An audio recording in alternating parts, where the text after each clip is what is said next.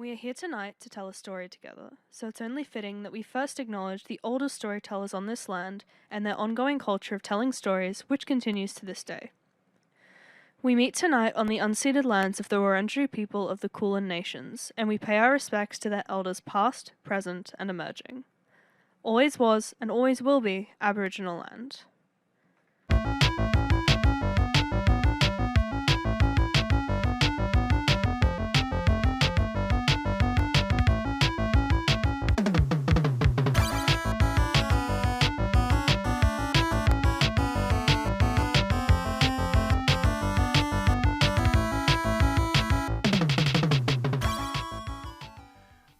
Hi, and welcome to 5 Foot Step. The eagle-eyed among you may notice that I'm not Mitch. Unfortunately, he's unwell. He's watching at home. So big shout out to Mitch. We hope you feel better soon. But tonight you have me. I'm Brendan, and I'll be your DM this evening. We're going to be playing a D&D Adventurers League module together tonight, but before the camera started rolling, I spoke to the players about the safety tools we'll be using and gave them opportunities to introduce any lines or veils they wanted to implement into tonight's game. But in our previous episode, we met a few of the adventurers on board the Cutlass, the sailing ship posing as a merchant vessel to help our heroes get to the bottom of a rampant pirate threat. As our Mistborn adventurers tend to their wounds after a ferocious battle with the pirates of the Dark Tide, tonight we'll meet a few more of our Mistborn adventurers who, following up on the lead, will attempt to pose as pirates themselves, as you may notice my accoutrement, to gather more information on this dangerous pirate fleet. The air is crisp as the sea air blows a cold wind down from the north. The seabirds have now disappeared from the grey sky as the Cutlass carves its way through the calm waves of the trackless sea. Standing at the railing, Captain Aurora waits for you all to be present and accounted for before she begins. In an hour or so, we should catch sight of the pirate barge that's home to the Salty Mast, a neutral territory for pirate crews, but not one that's welcome to our kind. As such, we'll be going in disguise. First Mate Cirrus gives the signal and the crew begins to draw down the flag and raise a black one festooned with a stylish skull and crossbones as Aurora continues. Our contacts were able to secure quite a wardrobe of costumes for you to choose from, and I'll leave you to rummage through them as soon as I've given you the briefing. Is everyone present? And we'll start to get a little bit of an introduction to our characters, and we will re-meet them again a little bit afterwards as their pirate personas as well. So I will give you a chance now to introduce yourselves and your characters that you're playing for this season of 5 Foot Step. And then while everyone else is talking, have a little think about what kind of costume you might start to put together for your Thanks for the heads up, Brendan. Brendan. Heads up, Brendan. I realised immediately as I started to do this, this is probably one of the things I should have talked to you about in the 5 minutes that we had before the game. Oh, you mean like when we asked what questions would we get? Yeah. What do you want for an intro? Yeah, I don't have any excuses. I wrote this module. Anyway, I'll give you a little bit of time. I will stall for time. Don't worry about it. Can we? It's fine. Let's begin on this side of the table. Can you please give us a bit of an introduction to yourself and the character that you're playing? Sure. Hi, I'm Siobhan. I will be playing Tilda Rainsdaughter. She is a human from Gunderland, which is one of the islands in the Trackless Sea. So she is actually a Northlander. She spent a bunch of her childhood listening to tales from the skulls of her village and also people coming into the port that she lived in. But recently those stories have gotten a little bit weirder and not so enjoyable to hear. So when the Cutlass passed through, she jumped at the chance to join their crew. So that is how she has ended up on this boat. Fantastic. You would have also spent a bit of time with all of the the other characters, including one that we haven't met yet. Ari's character will come up later in the season, so maybe you would have shared a little bit with Astrid, who is also from the Northlander Isles, but they will get some chance to talk to each other later. So we won't do that on camera today. Vic? Hi, my name is Vic. I am playing Zeph. Zeph is an Air Genasi monk. She has skin the color of kind of clear sky and like glowing kind of wind-like marks all over her body. Her hair is white, looks very windswept. Her eyes are the color of storms. At the moment, she is wearing like a sleeveless tunic that has like sea foam trim on it. And she is probably very lackadaisically like leaning on the edge of the boat with a staff in her hand that has like markings all up it. Possibly at this point, she would be looking at the disguises, being like, "I don't want to wear a jacket. I don't want to. Okay, I really don't want to wear a jacket." Yeah, it's like I worked real hard on this. All right. Fantastic. But you've got a little time to find something that looks She's just gonna find a jacket. sufficiently piratey. Yeah. Find something blue. Yeah. Fair enough. Hi, I'm Donna, and tonight I'm playing Jindy. Jindy is a, tall elf dressed in kind of fairly well-worn outdoor clothing. Clearly the most distinctive thing about Jindy is her waist-high dog that is like always with her. He's called Puppy. And she clearly also has like two big treat pouches on either side of her belt, where everybody else would have, like their component pouch and their things is definitely treat pouches. And Jindy just got the ability to like use her dog's senses, and so I think she's going to be sitting back a bit more than she usually would, and letting Puppy take the stage a bit. Fantastic. Hi, I'm Alec, and I will be playing Remora. Remora is a Triton cleric. For those who don't know, Tritons are the fish people of D&D. She is very clearly someone of great rank and status within wherever she's from. She's actually here with the Misbin, sort of on loan from the Lord's Alliance, which is very apparent with the way she carries herself. Note she is 4'8", I believe, or 4'8", 4'5", something like that. But she still manages to put her nose up as if she's looking. Somehow she managed to look down on everyone despite being quite down there. We've all met them. Yeah. Remora is a cleric, like I said, a cleric, and she doesn't when she usually refers to her goddess as the wave mother and things like that, mostly because she has learned that the Toplanders, they don't take too well sometimes to hearing the name of Umberly. Yeah, and that's Remora. She is offended and aghast at the idea of dressing as a pirate, but what you gonna do? That's fair. I mean, look, I think you've probably got some mixed reactions from Umberly being mentioned amongst sailors and so forth. They have a healthy respect and fear for Umberly. As they sure. should. Yeah, absolutely. So amongst the crew, probably everyone pays her probably her due respect, but maybe against amongst some of the other adventurers, they maybe don't think quite so highly of the bitch queen. But it's an interesting journey so far for everyone. You've met some of the the crew and the other adventurers that have been brought out from the mainland to the Northlander Isles.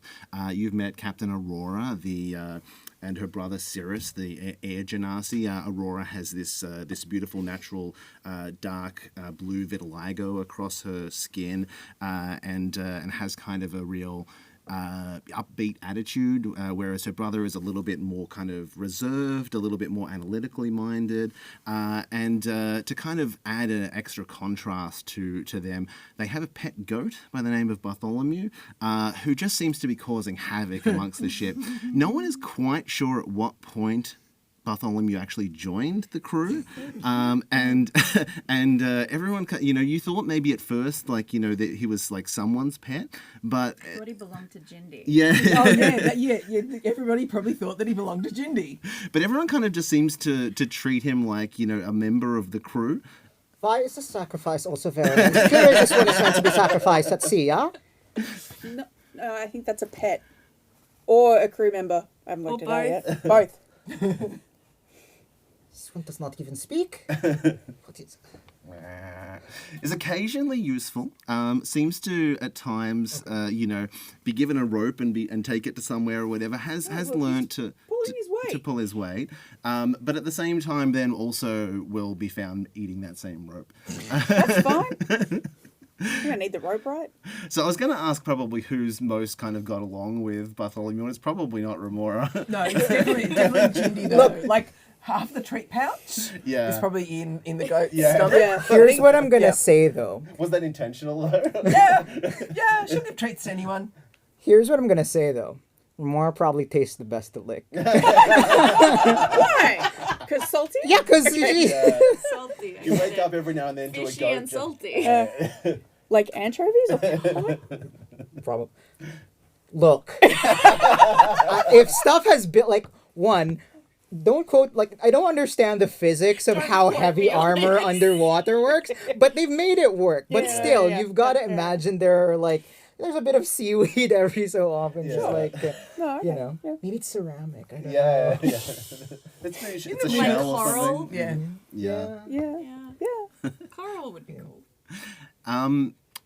But after the battle, which you probably would have been involved with off screen somewhere with some of the Dark Tide pirates, you've kind of learned a little bit about who this pirate crew are that are causing so much more trouble than usual around the Northlander Isles, and you've been in touch with the Mistborn agents in charge of the case by way of a magical missive.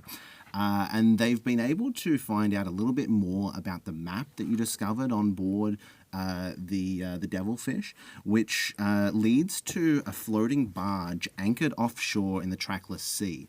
It's apparently lashed together from the hulls of old wrecks and anything else that still floats. And it serves as a neutral ground for pirates and hosts a tavern called the Salty Mast. Only pirates are allowed at the Salty Mast, so we'll need each of you to pose as pirates as we dock there and try and enter the bar. And once there, your mission is to enter the mast in disguise. There you will try and discover what the Dark Tide is up to and where and how to try and stop them. And for investigating and finding a lead that will continue us on to putting a stop to their threat, the Mistmen have secured a 2,500 gold piece reward to be split amongst the party, which potentially will add to what you've already kind of earned on this mission. It's a long way away from home and a long time, but the potential payoff is good. It's being backed by a merchant company that are trying to put a stop to their vessels being, scuttled and attacked. So there's good money behind it and a good kind of, opportunity to make a name for yourself as adventurers. But speaking of making a name for yourself, you need to come up with a little pirate identity for yourselves. And amongst all of the dress-ups, there are hats, there are, fake hooks and things. There is what you find... Is there a parrot? There's like... Is it a real parrot? Yeah, can I get a parrot? There's probably I don't even care if it's there's a fake probably parrot, a but a real real one would be parrot great. that you can probably have. Borrow. Maybe you got it from the Devilfish in the last episode. There was probably a parrot on someone's shoulder Sure. that Okay, has cool, is cool, now met a worse fate that you can adopt the If parrot. not, I will just use my Find That is Familiar now. spell Yeah. to make a parrot. Yeah. Because surely that's the best pirate reference we Yeah, can that's come up with. that's a good start. It's a Yeah. good start.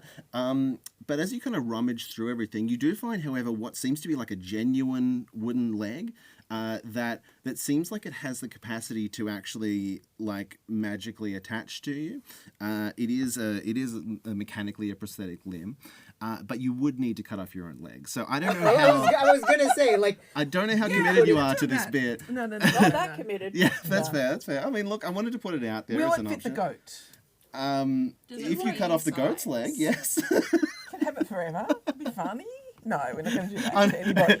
Us or the I like goats. the ranger introducing the concept of animal cruelty in the first 20 minutes. But it might, is it better. animal cruelty or making him stronger or giving him an I'd indestructible be magic concerned leg? that he'd try and I'd chew eat on it. Eat it, yeah. That yeah, that is true. That is probably true. Yeah. Yeah.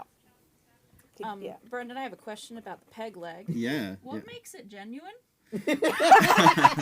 That It looks well worn. as in it has genuinely been used Yes, before. okay. Yes. Yeah. Okay. Yeah.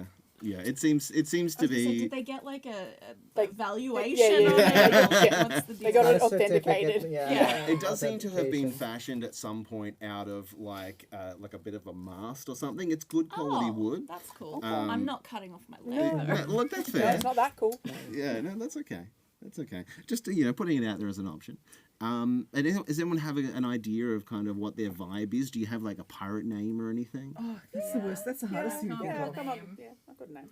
Yeah. Should start with that side. Yeah. I'm getting the vibe that we should start on I this one. think Tilda, like, her outfit is very, like, Northlander. Like, I don't think she wants to change anything about that, but I think she finds, like, a very cool hat. Yeah. Like, very cool pirate hat.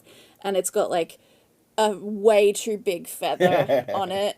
But, yeah, I think that's going to be her vibe for the pirate outfit. But the name that she will not be Tilda Yeah. any longer. She will be Sigrid Stormborn. Oh, Sigrid. Fantastic. I like it very much. Well, God damn Stormborn? No, not Stormborn, Because I was I like, thought about it. Yeah. but I didn't.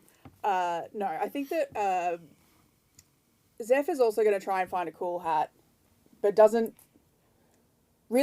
want to get changed. Like, doesn't really care, but was just like, well, okay, fine. So probably picks up the second best hat there because she doesn't want to fight The for hat it. I have is not blue. You don't want it. Well, yeah, okay, fine. Yeah, she would find if there was some sort of blue hat, she would find some sort of blue hat. Doesn't have to be, but preferably.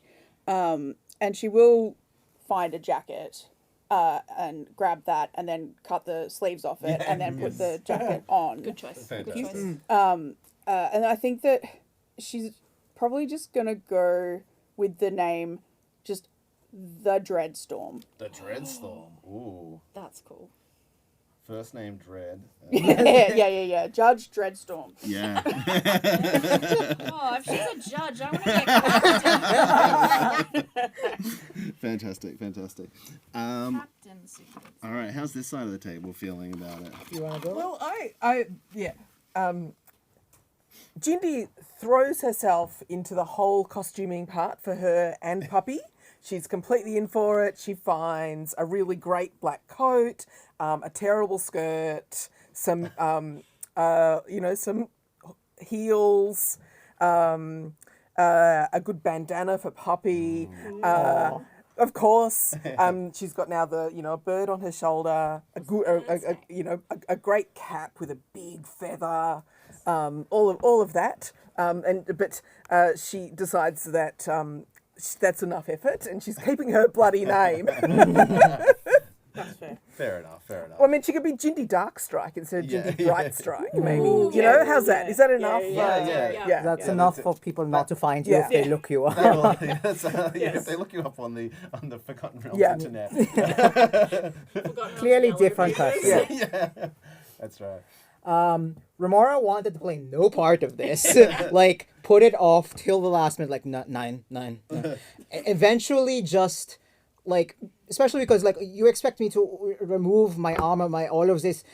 Instead, what has happened is just, like, people have just, like, put, like, netting and stuff over to disguise, like, please just remove your cape, please just remove, like, the big showy things and just, like, put this over. She will anyway. And she didn't get the memo that, like, she was also like, what is wrong with my name? It is my name, but somehow someone just decided to start calling her little fish. Oh, that sounds a bit offensive. Yeah. Yeah. Can I ask, is it little the whole word, or is it lil? Lil fish. Little fish. Oh, she would hate the little more. That's a new rap name. I would say that Zeph absolutely tried to, like, get you to dress up somewhat because she didn't want to do it, and so the other person that really doesn't want to do it also has to do it.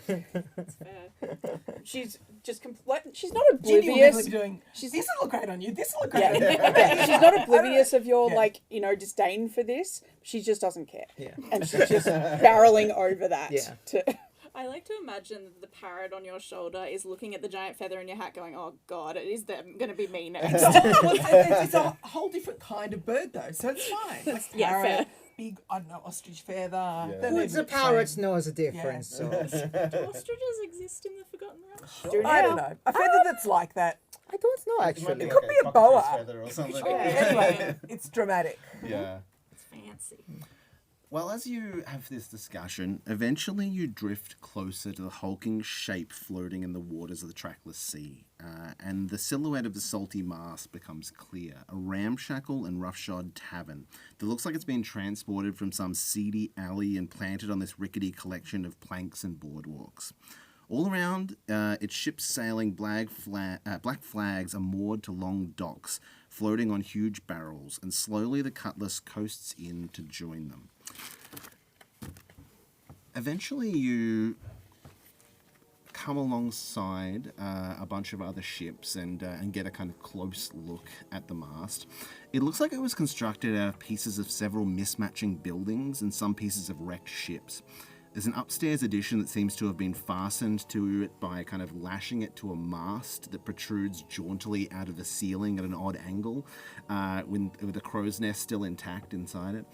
But the sounds of sea shanties and raucous laughter spill out even from a distance and mingle with the sounds of breaking glass and seabirds. There's a big sign that's been plastered beside the front door that you can read even as you kind of make your way down onto the dock and approach the tavern that reads, "No Dark Tide!" in big red letters. At the door, a tall, broad-shouldered werebore wearing an eye patch and a big gold ring in his snout kind of looks each of you up and down. He snorts and grunts and says, "Never seen you lot here before. Who are you then?" Why is it that you know everyone who comes through these doors? Well, I actually pride myself in being very social with the group around here. I haven't seen all of you lot. I know most of the crews. And has every pirate ship who ever sails the seas come through this port? No, probably not. I'm not saying that you're not pirates. I'm saying I haven't seen you before. I'm just, I'm trying to This make seems like an introductions. accusation to be leveling at us. We are clearly not one of these, what does it say, Dark Tide? Well, how do I know that? Does this look like the ship of the Dark Tide? No, it's not enough holes in it. So we've been practicing names as we've come up. And the, Yeah. the parrot Yeah. introduces us all with our new names. So Zeph would go up and be like, "Hi, I'm the Dreadstorm. It's nice to meet you. Are you Bebop or Rocksteady? Dreadstorm. Which That's one is a it?" nice one. That's a nice one. I don't know them, but It's Rocksteady. Rocksteady? Yeah. Okay, cool. my name's Rummy Goldsnout. Nice to meet you, the Dreadstorm. Gives you a kind of big, wipes off the, a kind of muddy-looking Yeah, paw same. and kind of, hand kind of, encases yours and gives it a little shake and says, "What's this crew then? You new in the area?" As in, we just got here, yes. Right. Then you gotta prove yourselves. Show me your pirates. Well, I point at my hat. this is Punch the, him in the face. these are my Fantastic. Give me an pirates. attack roll. 14 plus. Is this just a straight attack Yeah, roll? just a straight. That'll be a 24 to hit. Yeah, you kind of clock him in the jaw, and he kind of goes to one side a little bit, and he spits, and it's this big kind of green goopy thing, and he looks back up at you, and he's like, "Thanks, that cleared me out. All right, you're in. Come on, Do we all need to punch you in the face? No, you should do something different. That's more interesting narrative. Kick him in the shin. Kick him right in the shin. Ow! Well, you're all trying to beat me up. Come on, be more creative than that. Oh, fine. Come on. What? Remora is very Sorry, I stole your You did thing. steal my thing. Everyone's just. beating on it. When Remora puts her mind to it, she's really good at reading people. Yeah. I would like to if I could, try and figure out like what would rattle this man. Okay, give me an insight check. Is the goat. That was almost a 20, but it's not. That would be a 17. Okay. Kind of looking at the way that he, is talking to people, and he's kind of, looking over his shoulder every now and then inside, and the way that he kind of seems to be approaching this, it's not necessarily that he doesn't believe you're pirates. You get a little bit of sense that this is hazing because he doesn't, he hasn't seen your crew before. It's not that he immediately thinks that, these are people in disguise. He seems to think that you're newcomers, and he's giving you a bit of a hard time. And he does seem to pride himself on knowing the pirates that come in here, and the fact that he doesn't know you means that you must be brand new. Okay. Remora walks up to him and what is he wearing? Just grabs him by whatever is the thing. You can grab him by the big. You can grab him by the big gold ring in his. Sure, just and she goes. Let's make this very clear. I have had a horrible day today, and you shall let me in this tavern right now, or I shall unleash the wrath of the sea upon you. Do you understand me? Give me an intimidation check. While she's doing that, can I use elementalism to start churning the water just a little bit to absolutely. Yeah, let's do it at advantage then. Yeah, as the water is kind of bubbling and he kind of, you see his eyes go a little bit wider looking at it, and he's just kind of staring down at you. 17. Fantastic. He's like, oh, hang on, be gentle, I just got that pierced. Let's go. That would hurt. Given how short she is, that's a yeah, wild. he is fully doubled over, and he's like, all right, come on, get you. What about you? Jindy starts singing, not very, very loud, because she actually has little manners. A really rude sea shanty that she learned from one of the crew on the way in. Nice, yes. And Puppy will also get in and go roo roo roo at all the right places. And the parrot will, conveniently do squawks and trills. Fantastic. Well, with the accompaniment, give me a performance check with advantage. It's just I thought of that, and then I'm like, this is not going to work on dice. So that's all right. 16. All right, nice. Yeah, he's like, oh, that's a good one. And then she fell. Yeah, I like that one. All right, yeah, good. All right, you lot. What's this crew then? What's your crew called? The Eye and the Wake. The Iron Wake. You're not so fast at thinking of things. That's a good one. I'm just going to threaten him to shut Much up better and than stop Lazzle asking Slazzle and the Wizardy Boys, I'll tell you what. All right. I've not heard of them. Well, there's a couple of them inside. They're real weedy likes. All right, Wizardy boys. Wizardy Boys, yeah. All right, you guys, you're right. When she says wizardy boys, can I make there's windows with shutters and Yeah, stuff yeah, like that? yeah. Can I just start making them go with the just to be like, ooh, wizardy boys. Wizardy Boy. Yeah. And you can start to make your way inside. He will step aside and start to just to be clear, no one asked him about the sign or anything like that. No, you did say that you weren't there. Yeah, you did Yeah. say that you weren't there. That's all right. But yeah, that's fine. He will take a step aside and let We you noted in. it though. Yeah. All good. That's right. I just want to make sure I didn't miss anything. But I forgot about it. That's all good. Say it there, That's but all good. fine. But as you enter, the tavern is a cacophony of singing and shouting and the occasional fist fight.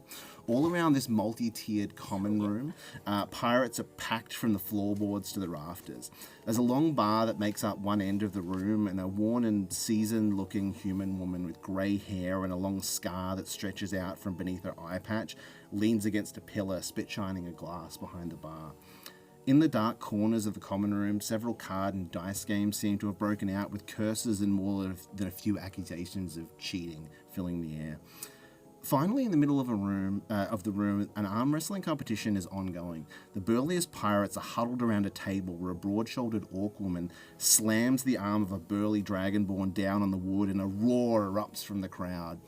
I want to do that. What would you all like to do? Fist fight.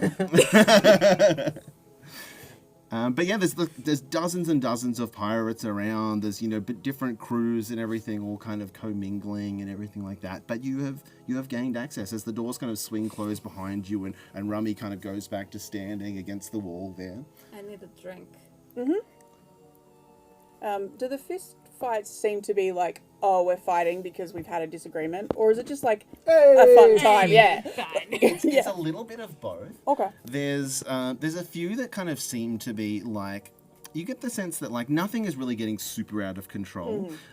When something breaks out, like bunch of people kind of gather around and cheer them on and so forth until the conclusion of the fight. So it's not like everything is erupting into total chaos, but it's a little bit of controlled chaos. Great.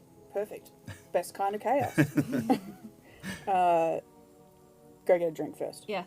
Sigrid will make her way to the bar. Yeah. The will also go. Yeah. I was thinking TDS. Ooh. TDS, All right. yeah. Why not? Yeah. Or just tea, for sure. Sure. D. Oh, big T and little fish. So you make your way up to the bar, and there's the woman who, older kind of looking woman with the eye patch and so forth, sets the glass down. It still doesn't look very clean, and she kind of looks over you all and says, "Can I get you something?" Drink. Right. Well, we've got ale, we have got rum, and we have pineapple daiquiris, but we are all out of pineapple now. But I could put a little bit of lime and water and juice if you want. Ale. Right. Starts to, pour out of a big keg that's kind of sitting on the bar and kind of slides one across to you and says, "I haven't seen you a lot here before." Just got in. Right. Is it everybody's business to know everybody who comes here? Well, it's my business. Literally, I think it is her business. So. You're right. Red Maggie, pleased to make your acquaintance. And you can see there is not a moment of red hair still left in this kind of shock of white hair. Oh, mine. I thought this meant because blood. Because you're covered in blood. Well, not these days, but I retired a long time ago. I've run this place for about 15 years now. The sign on the door. Yeah. The Dark Tide. Explain, please. They're a crew. They're from around here. And no? Yeah, they're not welcome here anymore. What did they do? She kind of slides a drink across to you as well, and we don't talk about that. Not since the incident. No, it's They call the incident and they do not tell. Yeah, what if we do the same thing? How are we supposed to know? No, I don't think that's very likely. No. This is very strange. You are tight-lipped about what would cause expulsion from your venue? What are the rules? Well, we don't have a lot of rules. Mostly no killing inside. You got to take it outside for that. Yeah. Just cleanups. Yeah. Yeah, we try to keep things cordial here. It's we're all going to do business. No interfering in another pirate business. Know what the Dark Tide did. So what they did is separate from these rules. Are you saying they did not violate these rules, but they violated something else? It's a new thing, I guess. We've added. We've got our superstitions, and we don't like to talk about it. Also, it is religious in nature. Could be. I don't really want to know. Maybe What is... some others might talk more freely. Okay, I'll go punch someone. You can make an insight check if you want. Yeah, I'll make an inside check. Yeah. But look, she seems like she's. Oh, it's not 20. Hey! So 24. Okay, fantastic. Only an 18. Oh, good.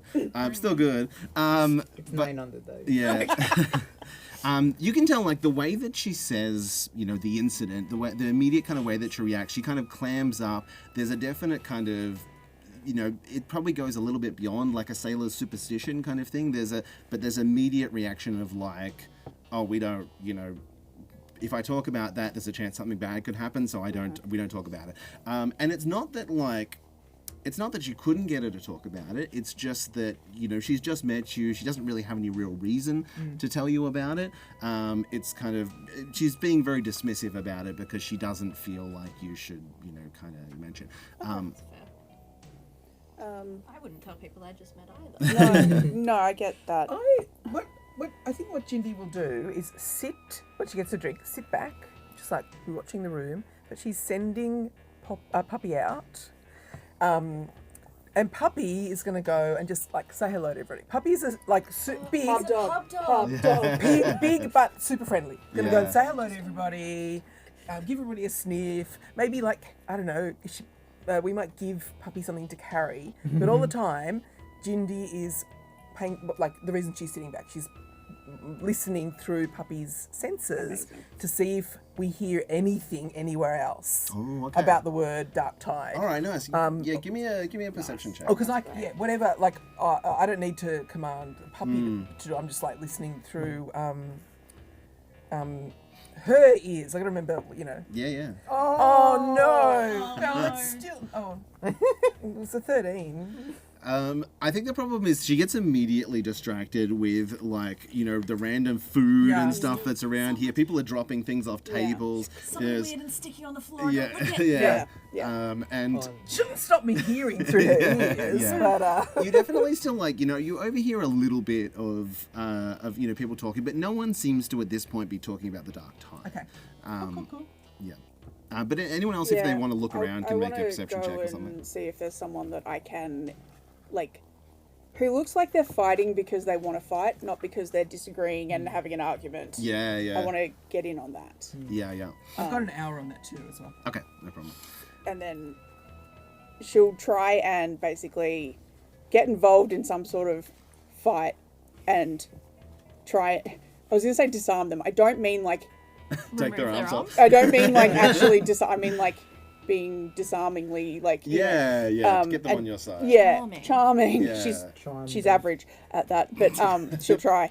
Nice. And well, you can see kind of like there's kind of a few like weird levels to this place because it's kind of been stuck together. You know, the floor is a little bit uneven, but there's a section kind of off to the right at the back that has kind of a little bit of an area that's been cleared, and you don't really realize it at first, but like kind of the group of people that are standing around have cleared a circle for two people to fight, and there's like a big bare-chested minotaur who is fighting with a, you know, kind of slimmer but still pretty ripped genasi, like a fire genasi, and it's kind of just getting you know, into it. Eventually, it ends with the Minotaur like picking up the fire genasi and just like pile driving them, and they kind of just get dragged away like across the floor, leaving a bit of a scorch mark. And there's kind of a cheer, and a few people like, you know, exchange money, you know, that they bet on the fight. great. Okay. Can I get in on this? And they, you know, kind of look over the crowd kind of parts a little bit to see you, and the Minotaur kind of straightens the nose a little bit and kind of looks over and, you fight me? Sure. If you would like. Let's fight! Come! And everyone kind of starts to cheer and there like a chair? 5 doubloons on the new one. Is there like a chair or something near me? Yeah, there's a couple of, you know, kind of chairs that have been pushed off to the side. Probably at one point in time there was a bunch of tables and chairs set up here, and they've all just kind of pushed them off to the side. Yeah, great. I want to pick up one of them and like break the leg. I am proficient with improvised weapons. Fantastic. Carried that leg with you. I took this off the last person I fought. Yeah. All right, fantastic. Let's just roll flat initiative against each other, and we'll see who goes first. And we'll just kind of decide this quickly. This is a 14. 17. Nice. All right, so still a little bit woozy from like the last fight. You kind of, as much as he's ready for the fight, you catch him a little bit unaware. Yeah. And maybe not expecting you to be quite as fast as you are. Make me an attack roll. We'll do kind of like a quick best of 3, and we'll see who comes out on top. Okay. Should I spend like focus points to do that? This is not. How much do you want to How find? many have you got? 9. No, I'm just gonna try and eat him. Yeah. So, as the cheers start to go up again, people start to like throw around bets in the first few moments of the fight. Zev doesn't normally get up real close to people when she fights. Like she doesn't have to, but she's not gonna. She doesn't want to play all her cards first go, and with a fight that isn't to the death or anything like that. So she's just gonna try and go up and. You've got tavern brawler, don't you? I do. Yeah, nice. Literally tavern brawling. Yeah, this is very much tavern brawling. Come The on. majority of the pirates are kind of putting bets on the Minotaur. 25. Nice. Yeah, that will hit. Great. Cool. She's going to I can't re-roll that. I can re-roll a 1, but not a 2. 6 damage. Nice. Yep. She'll- So his first attempt to get back at you was a 13. I think that's probably going to miss. Yeah, you kind of staggers back a little bit. Maybe wasn't expecting. You don't stand anywhere near as tall as this guy. No. And Ducking, there's kind of weaving. a gasp from the crowd as he woof, and just you just duck underneath the blow, and a few people start to be like, oh no wait, you're 10 on that, and it starts to shift a little bit. Yeah. Give me next one. Yeah, okay. She's 17 plus 8. Yep, that'll hit. That's the same, right? That's what I rolled last time. Fucking maths. That's better. That's better. 11. Nice. Yeah, he's clearly a little bit shaken on his feet, but he kind of starts to get back up again. She's getting him with the elbows. Nice. as well, He gets a 21 this time though. yeah, that does hit. As he comes back around, you get him up in close. He picks you up and then just bang, head goes down and drops you to the ground. You take 14 damage. Oh, As Headbutt? That could be both bludgeoning and piercing. That's true, yeah. and you kind of stumble back a little bit. Give me your last attack. Oh no! so that one. I have good news for you. He also rolled in that one. Amazing. So I think what happens is in that last We're kind both of rocked moment, you both kind of stumble forward against each other and just Yeah. and just Yeah. go Both both ways and Yeah. just land on the ground. And This there's is embarrassing for everyone. I don't disagree. and we'll go to a southern death. One last roll. You can do it, you can do it. How about this one? I did roll a nat 20. Oh, so close. 19 plus 8. Nice. So you rolled an 18 plus 8. So it's a little bit higher. I'm just going to see whoever rolls higher damage on this, I think it will come out on top. Oh, you can I re-roll. can re-roll You that. can I re-roll. can Nice. re-roll the 1. Come on. 8. Nice. He only got 6. So he didn't do well. It was kind of a glancing blow. I rolled very low on it, and basically rolled minimum damage, Right. and and you just kind of get him in the ribs, and he's goes down to one knee. He's puts up a hand. All right, okay. And the kind of cheer goes up. The bets start to go around. He says, let me buy you a drink. Great. And he kind of limps over and kind of sits himself down, and kind of drinks start to be brought over for If them. this He stuff clearly is didn't okay, pay how for do you it. get kicked out of this bar? Bad stuff. But why do you ask? I was curious about the sign outside. Oh, right. You suppose you weren't there when it happened, right? Nope. What do you know about the Dark Tide? Pretend I know nothing. Oh, that's a good one. All right. Well, until recently, they were the best crew. They were the one to join if you wanted to join up with a new crew. But they're led by a Marid by the name of Uazi. He was even elected Uazi. That's how I was going to spell it. Yeah. He says, well, we even elected him Pirate King. He settles disputes and stuff, from the throne upstairs at this very tavern. And when he points upstairs, you kind of take a couple of steps back, and you can kind of see on the railing up above, there's a few doors, and the one in the middle on the kind of floor that overlooks the bar is just covered in big chains. And there is another couple of signs that have been plastered to that says no entry, cursed, stay out. Okay. Why do pirates need a king? I thought literally kind of the point was no kings, no masters. Well, that's all well and good until everyone thinks that they're the authority, right? So someone's got to be the biggest one around, the most respected. I'm more of us, so it just doesn't matter. So, look, we elect someone that, settles disputes. When someone's got a problem, they go to the Pirate King, and the Pirate King sorts it out. They don't always like the result, but everyone respects it because the Pirate King, he's the best. He's the one that, if you disagree, bad things will happen. But now it's cursed. Well, look, everyone up until a few months ago, they thought real highly of Oazi. But he found apparently some old piece of junk or something buried in the sand.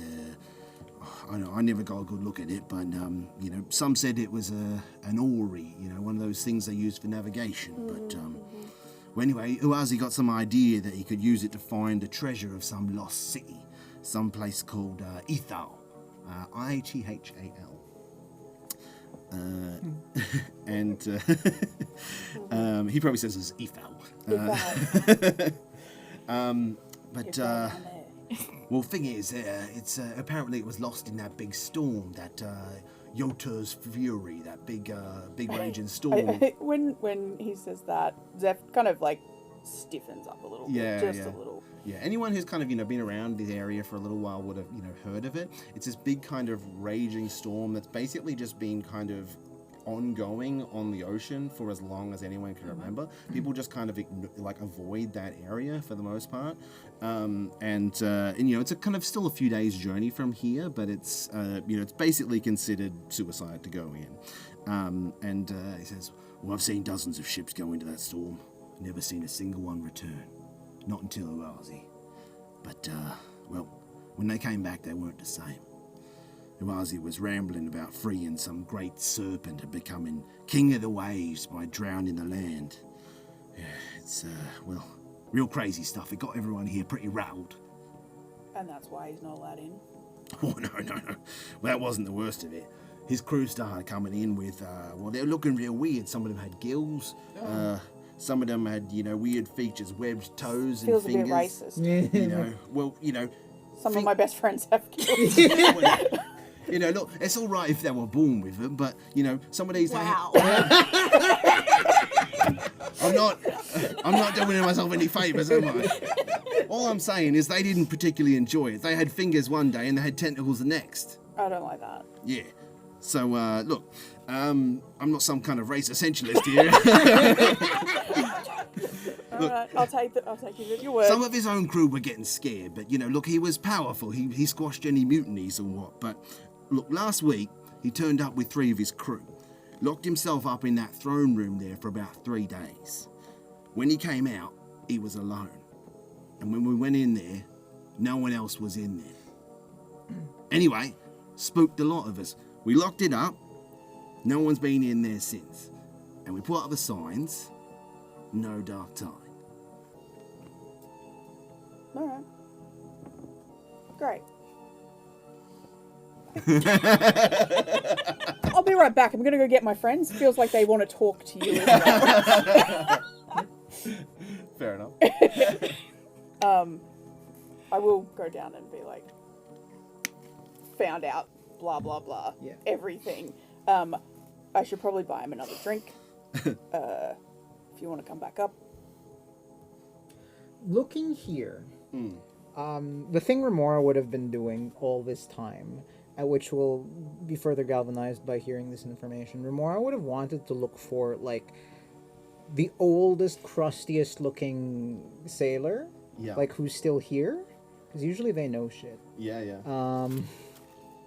Yeah, and what? Two things. Yeah. One, what can I say I know of Marids, given that Remora is from the ocean around Zakara, and marids are common. Among Yeah, I think Zakara? you have a generally pretty good idea about marids. They're from more or less the elemental plane of They're water. kind of like genies, but fat and ugly. Yeah, that's more or less, I think, probably what she's got a general idea of. But yeah, they definitely have that kind of genie lineage. So it's it's interesting to kind of see them, a genie that basically has decided to be a pirate. Also, usually in Zakara, we think of them as very annoyingly jolly, and this one does not sound annoyingly jolly. Yeah, do I see like an elder? Yeah, I think if you take a little bit of a walk around, there is like kind of an old, maybe like in his 60s or 70s, a man. Pretty old for a Pretty old pirate. for a pirate. Pretty wrinkly. He's seen a lot of the sun. Yeah. And it's this little raisin of a man on a stool at a table with his own like little ale. He's just kind of sipping on, and he's just kind of sitting there. Little short shriveled guy, kind of watching everything from a distance. No one kind of seems to be talking to him. So, with I'm happy to roll if you would like, but one of Remora's things I did stack insight on her to be like, what can I know about this human thing immediately upon This raisin man. this raisin of a man?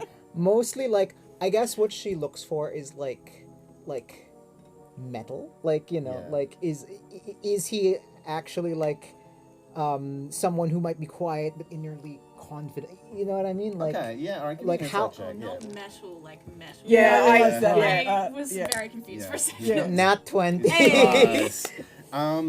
Everyone kind of everyone kind of seems to be giving him like some reverence, and a lot of times like people kind of like wander back and kind of bump into his chair, and what would usually kind of break into a fight or whatever, they're like, oh, sorry Jim, and they just kind of take a couple of like steps back and kind of leave him alone, and he's just kind of quietly sitting there with this little little smile on his face. He doesn't seem, but everyone seems to give him a lot of respect. Because he's killed He's and killed. will kill again. So many people. Remora would just like take like an empty seat or whatever near him. She's probably not that much. Well, she's wide is the thing with all the anyway. Yeah. And she says, your wrinkled features tell me of longevity in your age, which means the sea has sought well to bless you, old man. Like the most backhanded. Yeah. Like, Yup. this is her compliment. Yeah, Yeah. he's kind of like, yup. You are called Jim? They call me Nice Jim. Nice. What is it nice your personality, your skills with a knife? What is nice? I think I'm pretty nice. All right, Jim. Jim, you are very. Yes, if I say you are very nice.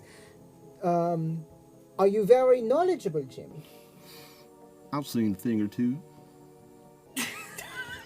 Her plans are like crumbling. She's like, She's not They've mother prepared for protect. They've mother protect. They used to call me Handsome Jim. Oh. I want to start calling him sad. I don't think this man is sad at all. I think this is the simplicity of the Talslos, but Jim. Yeah. Jim. Yeah. I'm sorry. Like Alec is very like this. Remora has very controlled facial expressions. You can probably see the twitch. Alec that's losing it right now. Like I was not expecting this. Jim. What can I help you with? When is what do you know of the storms? Yoto's what was Fury. it? Yoto's fury. It was raging when I was little, Jim, and it'll be raging when I'm dead, Jim. How are you so sure of that, Jim? It's just what it is. They say it's an old, angry snake under the sea, churning up the waves. Alec loves this character. Remora hates this.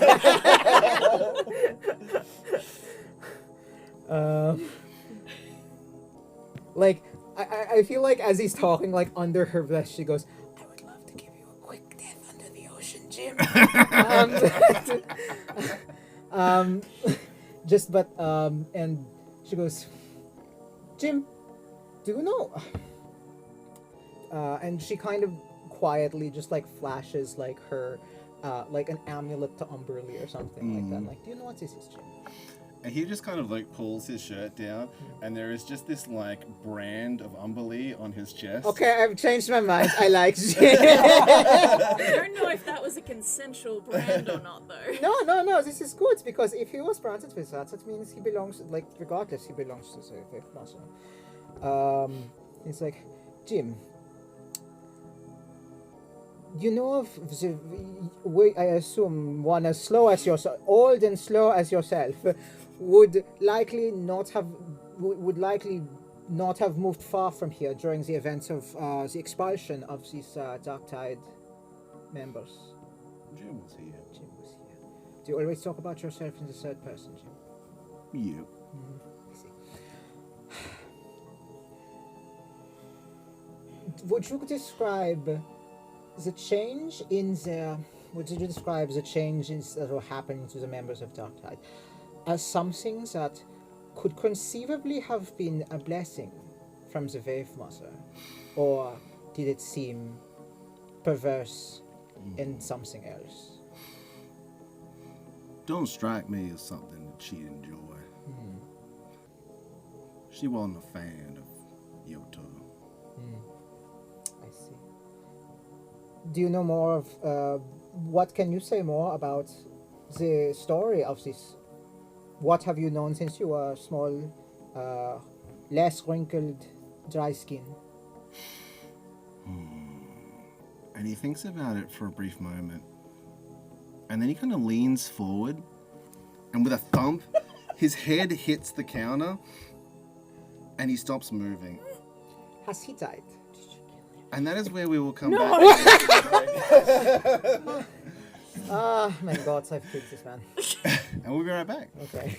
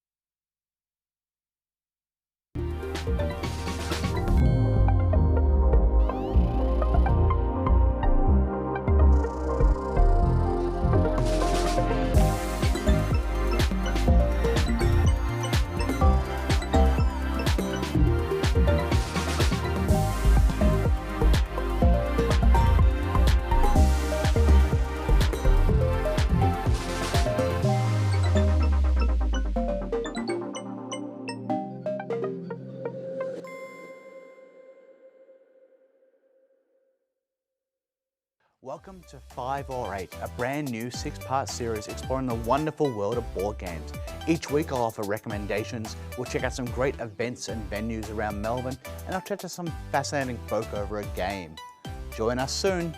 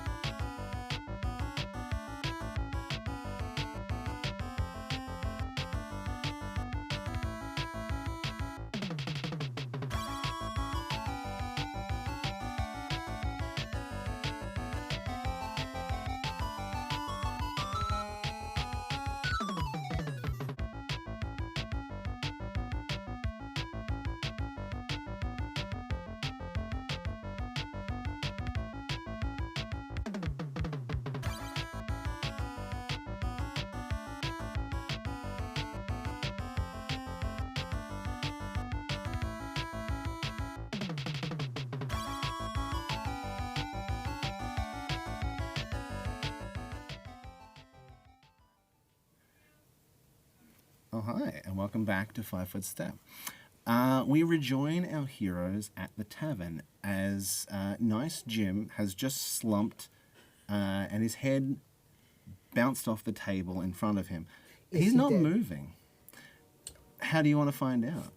Looking for a pulse. Give me a medicine check as you reach over and put your fingers against nice Jim's neck. That's not good. That's only a 10. It's hard to tell. You kind of stick your it's kind of like tough, wrinkly so all skin. the wrinkles. You can't find a pulse. He might be dead. Jim. Just like snapping. Wake up! Like she lifts, like tries to lift him back to see. He's alive. He just like takes in this breath and but he is out cold. He is sleeping. Out cold. There's like He's sleep not apnea, responding that's to why he anything. wasn't breathing for a second. You kind of pick up his hand. It kind of flops wetly on the table, but he is Wetly. breathing. This little raisin of a man has just gone to sleep. How is I'm it gonna wetly back- if you don't raise it? she backhands him. Jim, wake up! We were talking. Roll me a d4. Okay. 3.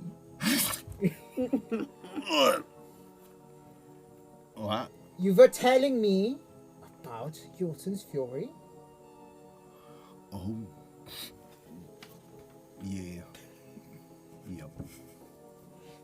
You were saying what you knew about it from when you were a small dry skin. Now I will make a check for Jim. That's a nat 20, baby. Hey, she knows everything. Yeah. He's great. It's like, well, there's rumors long before Jim was around that one point this great serpent was ruling the seas. Clearly, that is a fairy tale if I've ever heard one. Yeah. Well, Umberty didn't like that very much. She was against him from the start. And, well, had some hand in locking him away out here. But he didn't like that very much, so the storm. I see. Regardless of the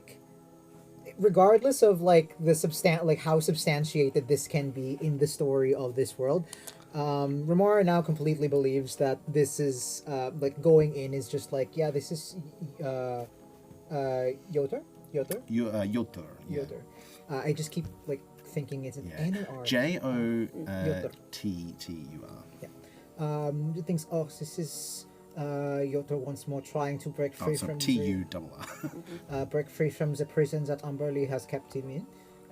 So this storm must remain, and she just made up her mind about what's going on. It's like that's what's going on. Yeah. Wazzy wants to bring the snake out. Swear I hear it. Not welcome here anymore. Thank you very much, Jim. Enjoy your air breathing sleep or whatever.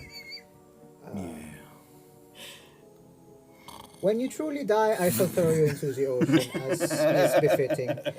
She doesn't care that she's saying that she's saying this as he's just falls. It's fine.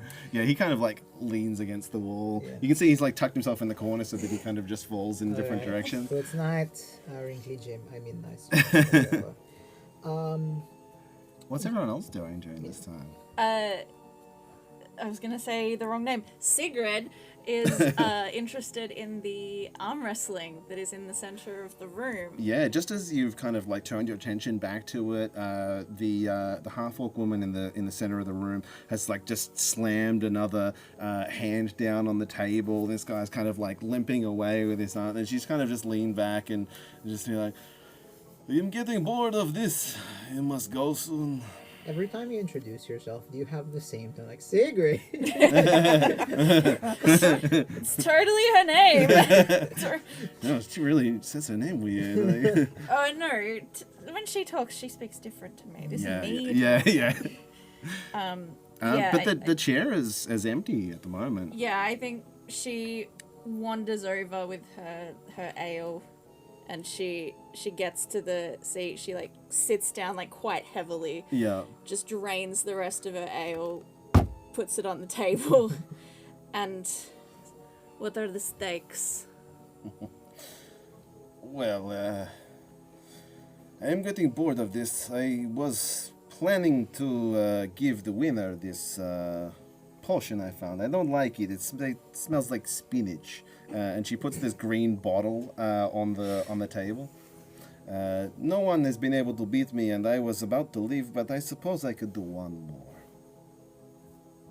I'm not going to turn down the free potion. She kind of takes it and puts it on the ground and says, famous last words. Give your hand to me. Amazing. She will put it. And she puts her hand there. And what we will do is we're going to roll a series of athletics checks. You need to win 2 consecutive checks to pin her hand. So from this position at neutral, if you win 1, you get it to halfway down. If you lose, it goes back to the center. But if you win, it goes down. Yeah. So arms up, we will roll as the crowd starts to like chant, and then a few people are saying Zura, Zura, Zura, and she will roll her first. Can I rage? Yes, but I will say if you do, then she will too. Hell yeah, bring it on, baby. You kind of start to get her, and she's like, and you can kind of see like, you know, the hand starts to waver a little bit, and she's like, and she starts to like kind of cackle a little bit. Makes so, this a show. so we'll both roll at advantage. Amazing. This might as well just roll flat then. That's not how it works. Yeah. 17 plus 8. She only got a 16 on her first roll. She rolled 2 9s. So her hand starts to go down, and you can kind of see her eyes go a little wide and her nostrils flare a little bit. And she will start to try and push back, and we will roll again. There's a little bit of the crowd starting to. Whoa. Did you say you rolled 2 9s just before? Yeah. I just rolled 2 9s. Oh, well, this one she got a 22. So, you know, her bicep flexes a little and it goes back to the center position again, and she kind of grips your arm and kind of, but you can see her grin is getting wider. Yeah, like, I think that she is, like, grinning, but also, like, there's a growl as well. Yeah. You're just kind of huffing back and forth at each other, and a couple people just take a step back. They're like, this is getting intense. 22. 22 as well. It's kind of like wavering back and forward. It stays in that position. All right, let's keep going. Oh, she rolled quite well on this one. Come on. 25. No, less than that. All right, gets down halfway to her side. It's a nat 20. You could roll a nat 20. I could roll a nat 20. Just roll a nat 20. Just roll a nat 20. It's so easy. Just roll do a nat it. 20. 2 people have done it so far. I didn't roll a nat 20. Boom! Your hand hits the table and the table shatters. Yeah. You kind of That is boom, exactly what off to happens. the ground, and she kind of stands up and roars, and the crowd goes, Zura the Heartless wins again! And she kind of kicks over a chair and then takes a little step forward and offers a hand to you to help you up. I think that why does your name sound familiar? I've been on the seas for some time. I believe I've heard tale of you before. I have not heard of... What was your name again? Stormborn.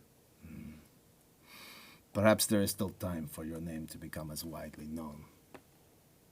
Here, you need this more than me. And she takes the potion and tosses it to you out of pity. Do I need to roll to catch it? No, you can. unless you really want to. I don't want to. Yeah, I think you with a little bit of flair kind of catch the potion, and it is kind of green and swirly and it looks a little thick. Ugh, I will put it to this. I will look at it later. I think that this is not the sort of thing that she would like normally do, which is try to flatter somebody. But I think that she's gonna. You must know what goes on around here. I have heard some things, yes. And she'll point upstairs at where those chains are. Just go. Why lock a room? These babies here are all scared. Scared. They see 4 pirates go in, 1 come out, and they think, ooh, it's danger. The others are not just bodies upstairs now. Way I hear it, it is empty up there, but you can go yourself. They are all too scared. They are babies. They will not go. They put their chains up, they put their signs up, and they say, oh no, I don't want to go in the scary room. I would like to see the scary room. I don't know if I'm there, but yep. You are now. I'm now. I think we've all think gathered you're right. around to watch the end of this arm wrestle. Yeah, I think it was probably a big enough spectacle that everyone yeah. was kind of drawn in a little bit. I finish but- my fight and then I go down and watch this. Yeah, yeah. Watch me fail. I just won my fight. It's lucky one of us won. I think she will give like a very like respectful nod towards her, and then try and get the others to come up to the scary room with her because Yeah, and she goes Hers out to the room's bar to scary. get like another drink because hers is like now smashed on the floor somewhere, and you can see she does give her arm a little bit of a rub. I've got like a splinter in my hand that I can't get it out. I'm just like standing there Thinking just I can get my thieves tools and like stick it out. I feel like we're all seeming like it becomes apparent that we're all kind of coalescing to going up the thing, but no one like I have no idea if people want this to happen or if even like I'm telling you this as a means to sort of like stop Remora from doing this. If so, Remora goes back up to what was her name? Something Red. Oh, Red Maggie. Red Maggie. Red Maggie and says something along like the change room up there. I am going to, like not even asking. I am going to enter and see it. I have reason to believe that there is something there that's an affront to Umberly herself. Suit yourself. And yeah, You just will like not be responsible for whatever happens to you. I was expecting more of a Pushback? Yeah, pushback. Yeah. I think Very that well. she doesn't mind if we want to kill ourselves. I assume that's what she thinks is going to happen. Yeah, but I think a couple of people that overhear you talking about it start to be like, what? And kind of there's a couple of whispers going around as people kind of like start to like kind of scaredly look over their shoulders at you all that you're going to The go babies, up to yeah. the The that you're going to go up to This the is room. what she was talking about, the Yeah. babies. Like Remora, kind of hearing that in her periphery, think, you call yourself sailors! They don't. pirates. Pirates are sailors, are they not? You all go around on some your call little that- boats. I prefer the term privateer. Oh, coward! You all go around over the ocean on your little boats. You're all the same. I want to be a pirate, but I'll do it under the privateers. Ugh. So you're heading up Yeah. to the Yeah. you're kind of having this shouting match back and forth with people as you all start to like head up the stairs to the railing. Umbrella will take you all eventually. And there's a little bit of a cheer from that. Well, past like the Minotaur that I was fighting. Yeah. So you're like, are you a baby as well, or do you want to go in there? I don't want to go in He's a baby. Okay. Kind of, there's a little snort, but like I put down the ale that I just bought him again. Yeah. Alright. He kind of like Babies don't drink sulks ale. a Yeah. little. Yeah. Give him a rum. Baby. You know, 1 gold fine for not for drinking when you're underage. But you can make your way up to the door that's kind of like, has like, some chains and they've kind of like hammered bolts in and stuff to kind of cover it all over. A lot of it seems to be kind of cosmetic. Like there's not a real great way to like chain up a door. But there's, a few signs there that are kind of been like hammered over top of it and you can start to pull them down. And prying the last of the boards away, the heavy chain kind of hits the ground with a thud and a clatter. And slowly the door swings open to reveal a lavishly appointed open room with a long red carpet that leads up to a raised platform. On the platform is a throne that looks like it was constructed out of coral and driftwood and the remains of like old rigging and masts. But as like a cursory glance around the room, there's no one else in here. May I, because Remor sucks at investigation. Yeah. Looking around the room, she's trying to figure out, like, is there anything that could be understood to be, like, of religious nature? Like, something that could be used as, like, ritual implements or something like that? You can give me, like, a perception check or something to see if you can spot anything. You have a religion check?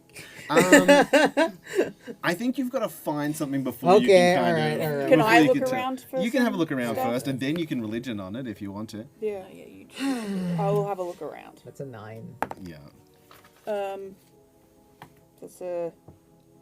No, it's only 15. I could potentially have a look around. I got a Everyone 7. can everyone can start to... Can I sit on the throne? Sure. That's what I do. 26. I'm not Thank good you. at looking around for shit. Nice. I All right. am. With your 26, you were the first to notice that underneath the throne there are a few like scraps of paper, like old kind of parchment paper, that are kind of like tucked under the legs and so forth. They're not like immediately obvious, but you can start to pick up a few of them and start to look at them. And if you show them to Remora, I will show them. Yeah. you can start to see that this is maybe a little bit more arcana, but there is some religious elements mixed into it. There are some kind of runes on here, some runic symbols, and if you want to roll like a religion or an arcana, you I can would feel prefer free. a religion roll, thank you. Oh, Doesn't matter when it is a 2. It's hard to tell. If someone else has It's only arcana, they could it's have a only a look at 9. it too. But look, it's hard to tell what it is, and you've only got fragments of it. You don't have the whole thing. But there are a few like things that have kind of been written in the margins. Some of them are a little bit kind of nonsensical, but there are a few words that are kind of like in common. Okay. That are Yotur, Ethal, and Horn. And when you sit in the We haven't had the word ethal yet, have we? No, no, Yeah, no. Yes, we have. Yeah, Yes, city. Lost City. Lost Ethal. City. Okay. and when you And horn? sit in the throne, you feel like kind of like almost this little jab, this kind of little uncomfortable jab. There is something that's like kind of mixed in with all of the bits and pieces of this that's kind of pointy. I try and find it. You kind of look down and you spot that kind of sticking out is what looks kind of maybe like a drinking horn carved out of a ram's horn. I will pull it out, and it's a terrible place to keep this. As you... Props! I love a prop. You kind of look it over for a brief moment and you hold it up to everyone, and just as you're about to open your mouth to say something, the world goes dark. Oh. You blink, but the darkness lingers. And then, all of a sudden, the next thing you feel is the crash of a wave against your back. Your mouth is filling with salty seawater and you cough and splutter. One by one, each of you wake, not in the throne room, but on the sandy beach. The tide washing up behind you as you drag yourselves out of the surf and onto a small island. Overhead, dark clouds crack with thunder, and forks of lightning arc across the sky. Looking out to sea, among the dark clouds, silhouetted in the crack of lightning, is the shadowy form of some colossal, serpent-like beast, its head disappearing into the storm. In the distance, people run around in panic. They seem to be wearing the traditional garb of Northlanders, but this island doesn't seem like any that you've seen yet in your travels or any that you'd be familiar with. The buildings are much like the oldest that you've seen, but the paint is still fresh. The construction looks brand new, and all around you banners and flags wave that do not seem like any you've seen in Northlander Isles. What would you like to do? Where has this horn taken us? I did not do anything. Very clearly, this is, the paper says Ital, horn, Yoto. Do I still have the horn? You've no, you don't have the horn. It's Where have you put There's the no horn? proof I did nothing. Where have you put the horn? Have you lost it at... God. If we move around, like, does it seem like we can interact with, like, are there people, like, kind of near us? Yeah, so there's people kind of like not immediately next to you, but kind of like Okay. running down the beach in I'm a pretty panic. fast. I'm gonna, like, run up to You someone try and run up see and if grab they- someone. see if So you they- can see like there's this woman in kind of like woolen garments, a kind of traditional Northlander garb, who is kind of like running from the beach. Like it seems like she's kind of like pulled up in like a little boat or something like that, and just kind of starts running towards like inland, towards like in the distance you can kind of see like the buildings become more and more dense, and there's clearly some kind of like established town or Yeah. something like that there, and she's kind of running in that direction. You can try and like Well- grab her. Yeah, I mean, I'm assuming I just have to jog to catch up. Yeah. Alright, And mate. she's running, I'm assuming that she's running in sand, so it's kind of a slow process. But you know, I can you run grab on her, water, her right? arm, So- and like for the first time, as you grab her arm, she kind of seems to like snap out and kind of look at you. Her eyes wide. She says, "It's coming. Your turn is coming." what? What year is it? Find a newspaper. It's run for your lives. Okay. Yeah. All right. And she tries to like. Are you still holding on to it? Yeah. But I will let go and be like, "What's your name?" As soon as you let go, her like recognition of you seems to disappear, and she just kind of seems to just start running. I like, grab back she, onto her. She kind of, it's coming. Your turn is coming. What's your name? I'm Inga.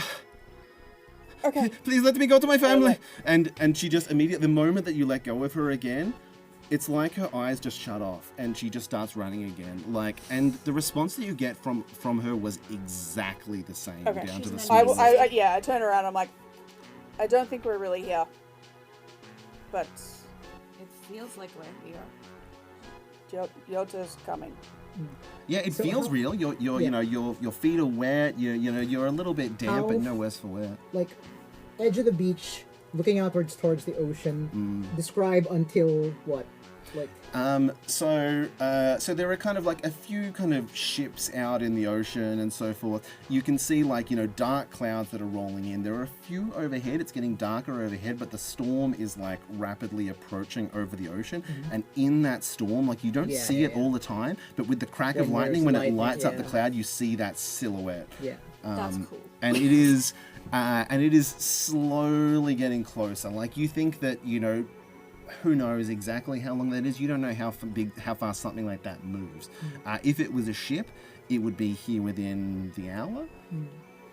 Are there any like sea creatures, like visible nearby? Anything? Not currently, no, not that you can see. May I, long shot, survival, like, with the suggestion that maybe this isn't real, like, Remora just kind of wants to stand by the ocean and like look outwards and try and figure out, is this like either what can I discern from the water? Where are we? Like, what does the water taste like? Yeah, you know water. Yeah. What is I know water? water. You're trying to get like a sense of like trying to where Yeah, you like are water's from the... different colors throughout the place. Yeah. Both that, but also like anything that tell like how magical does this seem, like how natural versus magical does this seem, like Okay. what can I Well, it's probably different things. So if you want to know about, like, if you can pick up anything about the magical nature of it, there's probably more Arcana based. But if you want to try and get a sense of, like, where you are, any kind of clues from the surroundings or anything, you could maybe do, like, a nature or a survival. Or if you want to, think about, like, your knowledge of the Northlanders or whatever, maybe it's a history I'm not check. going to rely I on that. help with any of that? Yeah.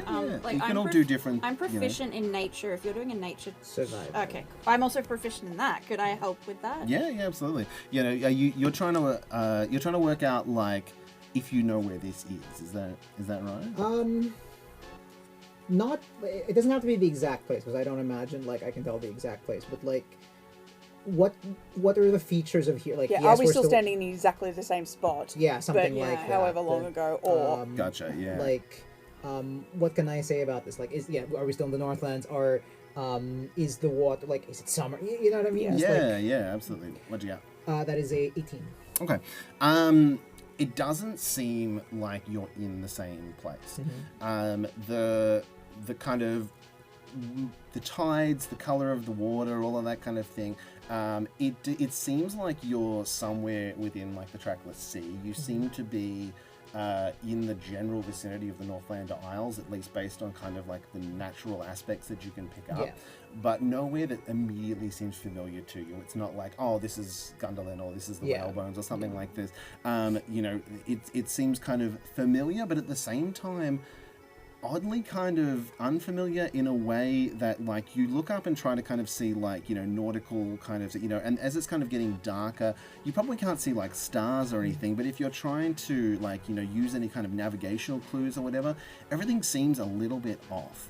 The specifically why is beyond you, but it doesn't feel like a familiar place that you've been in your travels. But it's almost there. It's like 90% similar, but different in a way that you can't quite pinpoint. so there's a town or whatever. Yeah, so everyone is kind of running towards that settlement. The people that kind of are going past you seem like they, you know, they were out fishing or whatever, and they're coming in on boats, and they're like running to their families in town. I guess run to town. Yeah. Run to I'll town. run. Yeah. Walk to town. I run. Okay. I run. I use my movement, my action, and my bonus action. Yeah, just, You're gonna I get go there so fast. you probably get it way 150 feet per. I can get 80. as everyone else starts to like slowly come in behind you, you can start to like kind of head in and go past like some of the buildings, and the more like the closer that you get, like the more you realize that like these buildings are, you know, older and more kind of classic than any of the buildings that you've seen in some of the places that are there. Like it strikes you that, you know, if you saw them on one of the islands that you've been to recently, they would be hundreds of years old.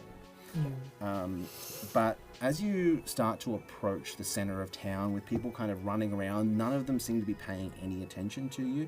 They're all kind of grabbing their families, trying to like get back to boats and go, you know, away somewhere else. Yeah. But if I like try and touch one of the sides of the buildings, I touch it. Right? Yeah, Like, physically you're interacting with the buildings and everything. It's just the people kind of seem like on a loop almost. Okay. Yeah. If I grab someone and just go, we are in Issa, yes? Yes. Well, we need to leave Itha. And just like, yes, I just let go. Yeah. and the moment that you let go, like, you know, they try to pull free, and the moment Yeah. you let go, they just Yeah. turn back off and run. Yeah. As if I interrupted the action and then now there was. Yeah. Yeah. Is there anybody that's not acting like that? Funny you say that. As you get to the center of town, there is a huge fountain. At its center is a tall statue depicting Velcor, That's my boy. and which you obviously would recognize immediately. And beneath his feet lies a giant compass. Sat by the southern point, 3 lounging, drunken pirates. The smell of honeyed mead radiating from them. Oh, you mean like the 3 who went in and did not return? Weird. Yeah, well, everyone right, else there is were kind of three, well, everyone else is kind of like panicking and running around them, trying to grasp what they can of their belongings, and kind of rushing towards boats. These 3 seem kind of unfazed by the cataclysm that's going on around them. One of them blinks though as you approach, and seems to like recognize you without you interacting with them, and it's almost as if he doesn't believe what he's seeing. He kind of rubs his eyes. Oh, and because kind if they've seen this go like Yeah, a yeah, week, yeah, Oh, then you we're reckon new it's to a them. loop? Yeah. That's what I assume. and he kind as of well. yells out, "You lot, where'd you come from?" The horn. The same The place. salty mast. Out of the sea? Why has he dropped you off here too? Did he come back for us? 9. All right, round again, I guess. How many How- times you watch this? Well, I don't know. You kind of lose count after a dozen or so. How long does this go on for until he reached here? Yeah, pretty much. Pretty much. And then this, But I'm assuming destruction, everything resets But at you that point. survive. Well, survive is kind of generous. You come back. Yeah, you end up on the beach again. What happens to you die? Have you died like a bunch of times? Oh, yeah, lots of times. You start to get used to it after a while. Sad John, I reckon he kind of likes it by now. Oh, sorry. My name's Yellow Teeth Lester. This is Rosie the Rat. And that's Sad John over I there. am the Dreadstorm. Cool name. Thanks. Your name's perplexing. That is little fish. It's going, little fish. Just glares. You want something to drink? There's nothing better to do around here. How'd you turn up here with mead? That's what I want to know. It's from the houses.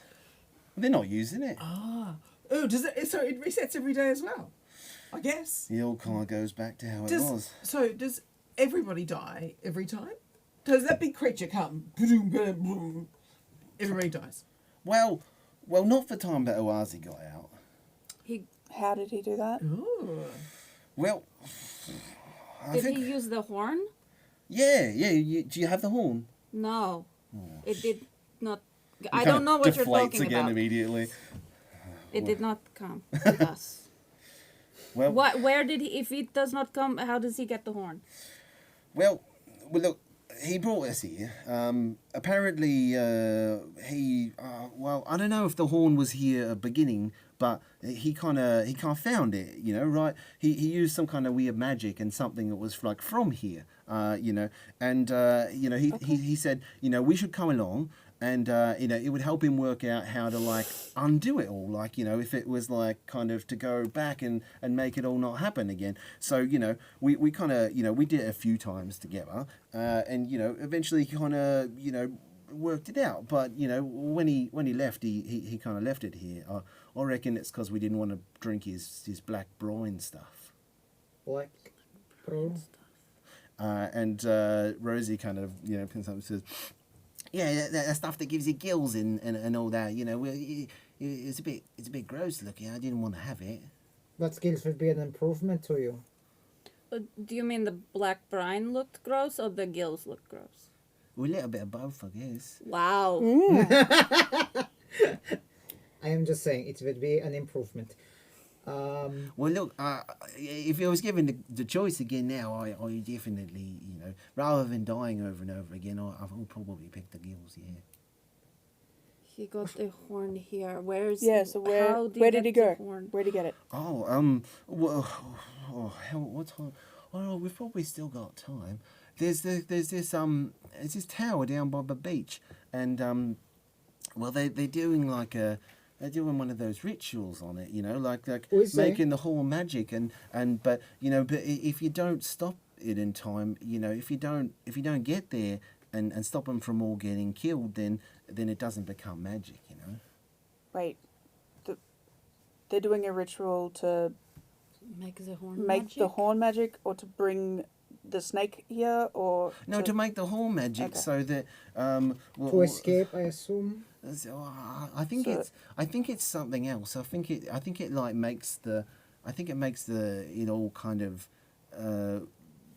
you know how it is in, you know, where we're from. Like it makes it like the island and the you know, it goes on the serpent and stops it from, you know, from being around. It traps it. Are they sitting on the ground as their same is? Yeah, like I think Yellow Teeth Lester has probably gotten up and he's kind of leaning against the thing, and you can see he is totally sloshed. Like he is kind of just like. Which one looks the most sober? Probably. It's hard to tell. Right. It's hard to tell. Maybe Rosie. Like, Okay, I grab Rosie up off the ground. Yeah. And just like pull her up and just go, show us where this tower is. Can you get us out? I don't know. If you don't show us, we definitely can't. Oh, well, yeah, all right. Well, we tried a few times, but it just killed us, and then it was Okay, well, then painful. we try again. Come on, let's go. All right, okay. Oh, and she's kind of like staggering a little bit, and you kind of hold on to the back of her shirt as she kind of starts to lead you down, and as they're kind of slinking along, Sad John kind of looks over to you, and like, "Do you know where Rosie is now?" He left. He abandoned you. He does not care. So much for a king. It was disappointing, I guess. But well, I guess we. Are you King and the related Dark to Tide. Nice? What is his name? Nice Jim. I wish. If He's his one of the throne good ones. Yes. is in the Right. tavern and they don't let the Dark Tide, how is he meant to be on the throne? I- We need to have new elections. Yes. They used to call Should him be like a yearly thing. Jim the Marauder. Right. I thought he was handsome Jim. And Yeah. nice Jim. I don't know. Nice is now, and he said previously handsome. You're saying previously is a marauder. I think it People can was. have more I than think one it was name. Nice Jim most recently, and then Marauder, and before that, Handsome Jim. Oh, he's been going downhill for a while. We need to go. As you sort of stumble down towards the beach with the pirates, they say, "So you're not from the Dark Tide. You didn't come to rescue us then." No, it's just a Curious. side effect of Happy what we're going to do. coincidence. Why are you here then? We picked up a horn. Well, that's unlucky. So John, if you say one more word, things will down. I will drown you myself. She will do it. Yeah, I've seen her do it. 3 times now. All right.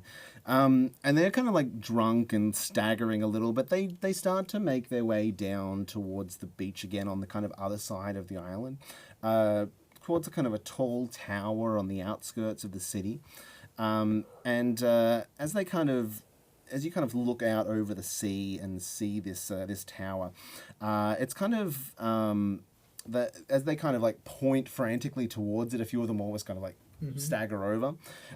The priest, they're blessing the horn, but they'll never finish unless you save them from that thing. What does that say? What thing? And on the altar, a priest that looks to have the trappings of a priest of Velcor that you would recognize, and a priestess wearing the trappings of a worshipper of Umberly, chant over a horn.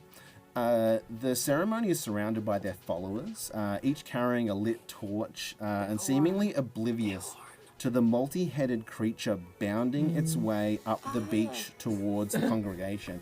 And behind it, 2 swirling beings of elemental water. And as this creature starts to bound its way up the beach, we will roll some initiative, and then we will take a little break, and we will come back for the fight. And we will see you all soon. Ooh, nice. It's a 9 minus 1, 8. 21. I go better later. I prefer to be later. Yeah, I always prefer to be later too.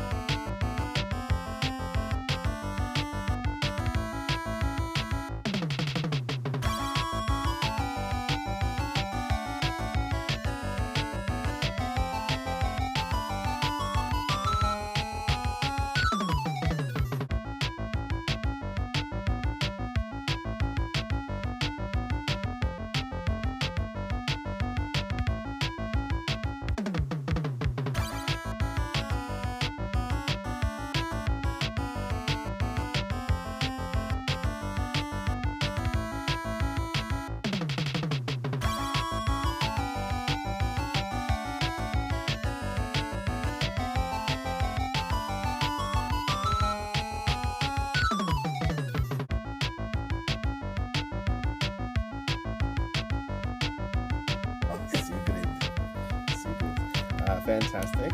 I like it.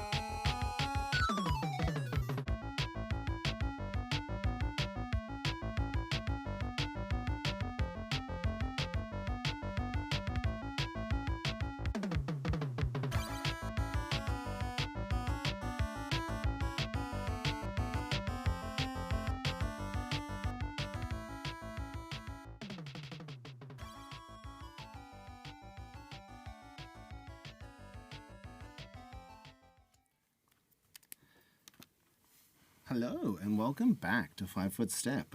We reach the deciding moment as our heroes rush down to the beach on this mirrored version of Ithal, coming out of the sea towards these worshippers of Umberlee and of Velcor, who are in the process of creating this magical horn that seems to be having some part in what historically happened here to on Ithel to try and stop Yotur out on the waves, out in the distance in his storm rolling in. Our heroes have been led here by the trapped pirates down towards the beach and have been told that you have to defeat these monsters and give the worshippers enough time to complete their ritual. Otherwise, there is no way to escape this island and they will be back here all over again to die again. We have rolled initiative during the break, and to start us off, Zeph, what do you do? Alright. Guess we'll have to, first of all, shuck off this coat. Yeah. Get rid of that. And then underneath there's a cape, so it's basically the same kind of thing going on anyway. And she will run up to the guy with the heads. Yeah, there's So many There's heads. this big hydra. It currently has 7 heads. Oh, That's a lot of heads. As they are kind of all snapping and looking in Okay. different directions towards you. She's going to run up within, she's going to get within 15 feet of it. Thank you. And while she's running, she is going to, About there? yeah, just within 15. Yep. You can go about that. She's going to activate her elemental attunement.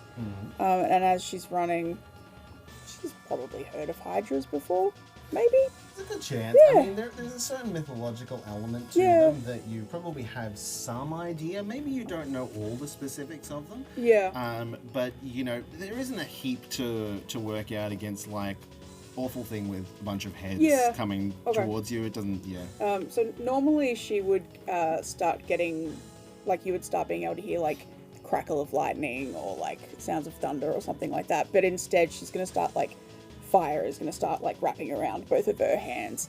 And she's going to take an unarmed strike from 15 feet away and try and hit this thing with fire instead of her fists. All right, go for it.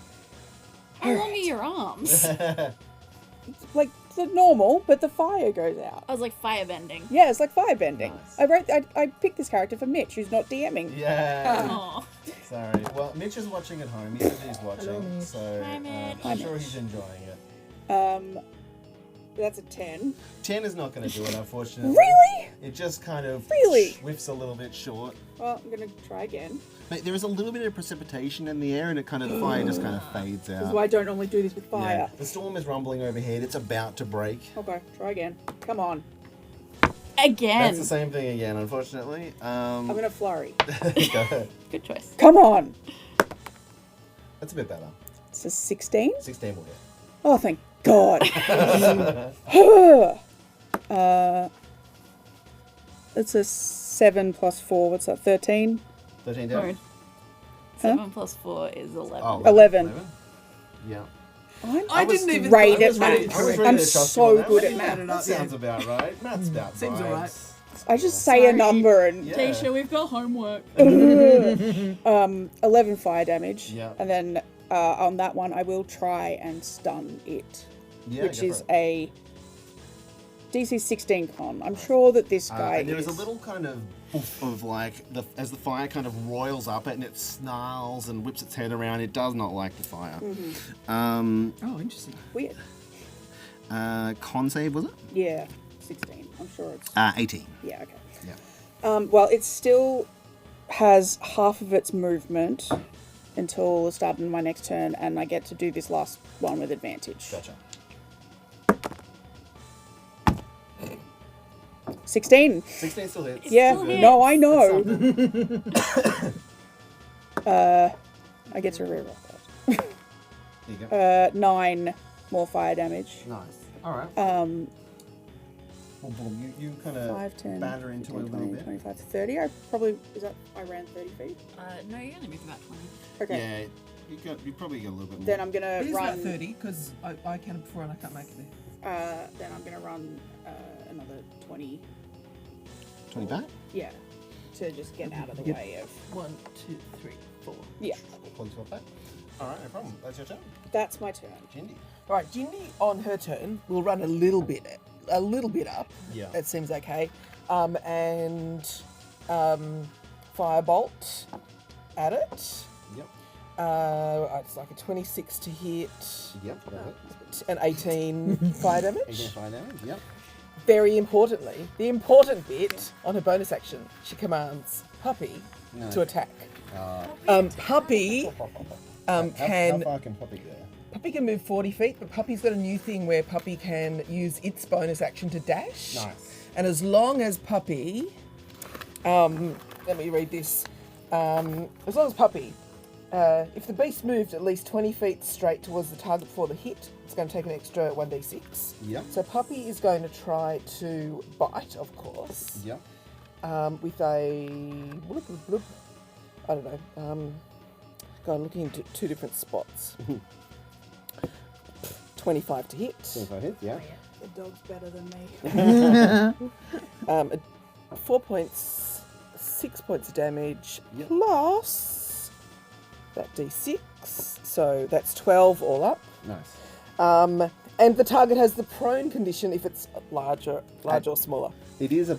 Oh no, it's really big. Yeah. Huge, yeah. I was too Yeah. excited to think about how big a hydra was. It kind of like chomps onto the leg Anyway, and kind Puppy of will like still tries to pull try. at it, but it's just not. Yeah, quite, large like, or the leg kind of smaller. moves That makes along, but sense. It's really big. Yeah. Yeah. It's kind of snapping at it. One of the heads is snapping at it. Anyway, But poor old Puppy who's in the firing line. is that your turn? That's all of the things. Yeah. Tilda. Alright, Tilda is going to use her bonus action to rage, Nice. and you start to see kind of like ghostly kind of spirits swirling around her. And she's going to run in, and she's going to make an attack on this thing. It's too big. Too big. Too big. It's no good. She's going to reckless. Yep. I'm just going to normal reckless for this. And she's going to use her maul. Nice. 20 to hit. 20 hits. That's 5, 6, 7, 8 plus 5. 8 plus 5, 13 13 damage. Yep. and she's going to use one of her weapon masteries to attempt to topple this creature. Nice. So if you hit a creature with a maul, you can force it to make a con save, and on a failed save, the creature has the prone condition. This doesn't have a size limit, apparently. From playing with Paul others. try and take out. Yeah, so it's just a DC 16. Alright, so Puppy's on one leg, the maul tries to take out the other leg and tries to take it down. That is 16 exactly, unfortunately. That's fine. Yeah. Alright, You're trying your best, but it's staying good. up somehow. That's fine. Alright, she's going to try and do a brutal strike on this one, so it's using my reckless, but I don't get advantage, it's just a flat roll, and if I get it, I can add some more damage. So, that's only a 11 to hit. Not quite enough, unfortunately. Its heads are all kind of swirling around. It's hard to get a clean hit on one. All good. We've done some decent damage to it for sure. It is starting to look a bit battered. It's not bloodied yet, but it is rough. It didn't take enough in a particular turn to take a head down, but it was close a couple of times. But however, as it is now up close with the two of with Puppy and with Tilda, it is going to make its attacks, which means that it makes an attack for each head, which means it makes 7 attacks. Can I borrow 1d20? Absolutely not. This shiny one. Yeah, that's all right. I got one. All right, let's see. I'm gonna say You get advantage. Actually, I should give you all my that's dice. true. Actually, all right. All right. I was How gonna. many on I was her? gonna actually. I'll take that other one. I was gonna say. I was going to say 4 on Tilda, so let's roll these 8 dice against Tilda. So this is the first one. It's a natural 19, I think it's probably going to get you. Next one is also a natural 19. Yep. That one is a natural 18. Yep. And that one's a natural 19 again. Right. So 4 hits. Give me those dice. We will roll some d10s. I can sink some of this damage. It's I okay. know. Okay, that is. Well, it's 30 before I add anything, so it's 50 points of piercing damage. Okay, and Half to 25. So all 4 heads just sink into you at various spots, and the jaws clench into you. You try your best to shrug it off, but it is definitely painful. I will give you that one back and that one back. Did it roll good for you? It rolled very good. That was one of the 19s. And Yeah, we'll you don't get get 3 that more dice again. attacks on Puppy, unfortunately. Okay, I rolled low on a couple of these. The lowest is 11. I imagine that doesn't hit. It doesn't hit, no. And 13? 13 hits, yeah. 13 hits. All right, which means the other one hits because Yeah. that's a 22. Yeah. All right, so Puppy will take 24 points of piercing damage from those 2 hits. Puppy will not. Oh. Because I will use my reaction to Spirit Shield.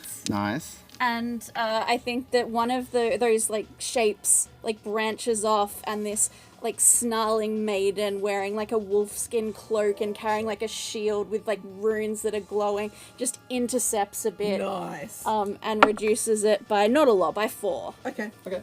So kind of like pushes aside one of the heads. There is still, a bit of a yelp from Puppy as he takes a bit of damage. Oh, don't do that. Brendan. Sorry. I'm not coming across well in this episode. These NPCs. Remora, your And you turn. attacked the puppy. I had Oh, the puppy to. went. Yeah, I mean that's what she's there for. Don't make me do that. I'm going to kill that dog. And your little dog I can bring it back. too. Do I think what are these two? What do I think these So two they are? are these kind of like swirling elements of water. You don't quite see them at first as they are kind of like a little bit camouflaged in the waves, but they have this kind of coral heavy armor that is kind of covering over portions of them, and they're carrying these big tridents. I think you would be familiar enough with them to know they're water elemental myrmidons. Okay. I actually do not know if they would then have the elemental type. I'm pretty sure this is how They this. do look pretty elemental Yeah. to you. I'm They pretty look like they're made sure. out of water. I'm pretty sure this is how this works. I did Google it in the downtime. Yeah. I'm going to use my spell action to use Divine Intervention. Nice. And the words as rules as written, it seems to be the thing that it ignores the spell casting time because it is as an action. yeah. I will calling out to choose to Umberlid. turn this entire area hallowed, which is normally a day to cast. Yeah, right. And she just puts her like her So you still have to roll the D100 under your level, right? yeah. For divine intervention. Hang on. Because I know as it's a like level magic 20 or action- whatever, it just works. But like maybe it's changed in 2024. But As a magic action, you choose any cleric spell level 5 or lower that doesn't require a reaction to cast. As part of the same action, you can cast a spell without expanding a spell slot or needing material components. You can't use this feature again. There is nothing about okay. They made it better. They made Okay, it that's- better. That's better for sure. That is much better. Oh, good. It's a 60 radius at most, but that's bigger than. Yeah, no, that's okay. I mean, look, it's fair. Like this is like a bit of a temple of Velkur. So it's probably got a little bit of some kind of Velkurish protection. But what does an Umberly Hallow spell look like over this area? You will see like the waves, like in the distance, the waves are just like crashing as lightning sort of cackles as well. She puts down her staff of thunder and lightning and says, "You shall not interrupt. You shall not interrupt the work of the goddess. Not now." And like I think that for a moment, like whatever moisture is in the sand, like just slowly starts to like move upwards, coming out. And what I'm going to do with Hallow is to make it that the elementals cannot willingly enter the area. Nice. So I'm just to protect them from these little Fantastic. side buggers here. Awesome. And as a extra effect, you bind an extra effect to the area below. I'm just going to give any creatures of any type you choose. They all look humanoid, right? Yeah. They all look more or less like human. They're not all human, but like Well, they're humanoid. humanoid races. Yeah. I'm going to give them resistance. Creatures of any type you choose have resistance to one damage type. They're humanoid, resistance to cold, because usually water is cold. So it is hallowed, and they have resistance to cold damage. Nice. I think there is a little kind of like wind blows through, and a few of them kind of like they're all kind of carrying torches, and you hear them a little bit more confidence. They chant a little bit louder, and they feel a little bit more empowered. So the Wave Mother can hear you from under the ocean. Do not let her down. That is my action, and as a bonus action, I will summon a spiritual weapon. Nice. Oh wait, no, 2 magic actions. No, wait, it counts. It Yeah. counts as a magic action, even though it's not. Yeah. Yeah. Never mind, it's okay. I will stay put. There I am. Good. Fantastic. Yeah. I'm thinking about it. All right. So at the end of Remora's turn, the Myrmidons will move up. I think it makes sense that one of them will get to Puppy and one of them will get to Tilda.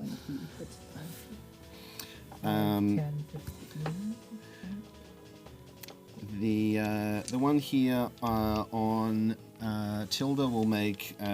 You're still reckless, right? Yeah. So we'll make 3 trident attacks at advantage. You can kind of see it swooshes in and tries to run you through with the trident. Ow. Rude. 21 to hit. Yeah. And it's 19 to hit. Yeah. And 20 to hit. Okay. It will. D6 is out and D8s. Ooh, okay. All right. So they are 2 hands. So here we go. Is D8s because 2 hands. All right. We have got 3 hits plus 12. So 25. Again. Yeah, 25 again. Very, very consistent. 25 Hit you with 12. And Math, it's fine. and the other will try and do its hits on Puppy, unfortunately. Well, there's one nat 1 in there, but there's also a natural 14 and a natural 19. Okay, so, that's it, yeah. there will be 2 hits for 22 damage. She's still okay. HP does Puppy have? 50. Wow!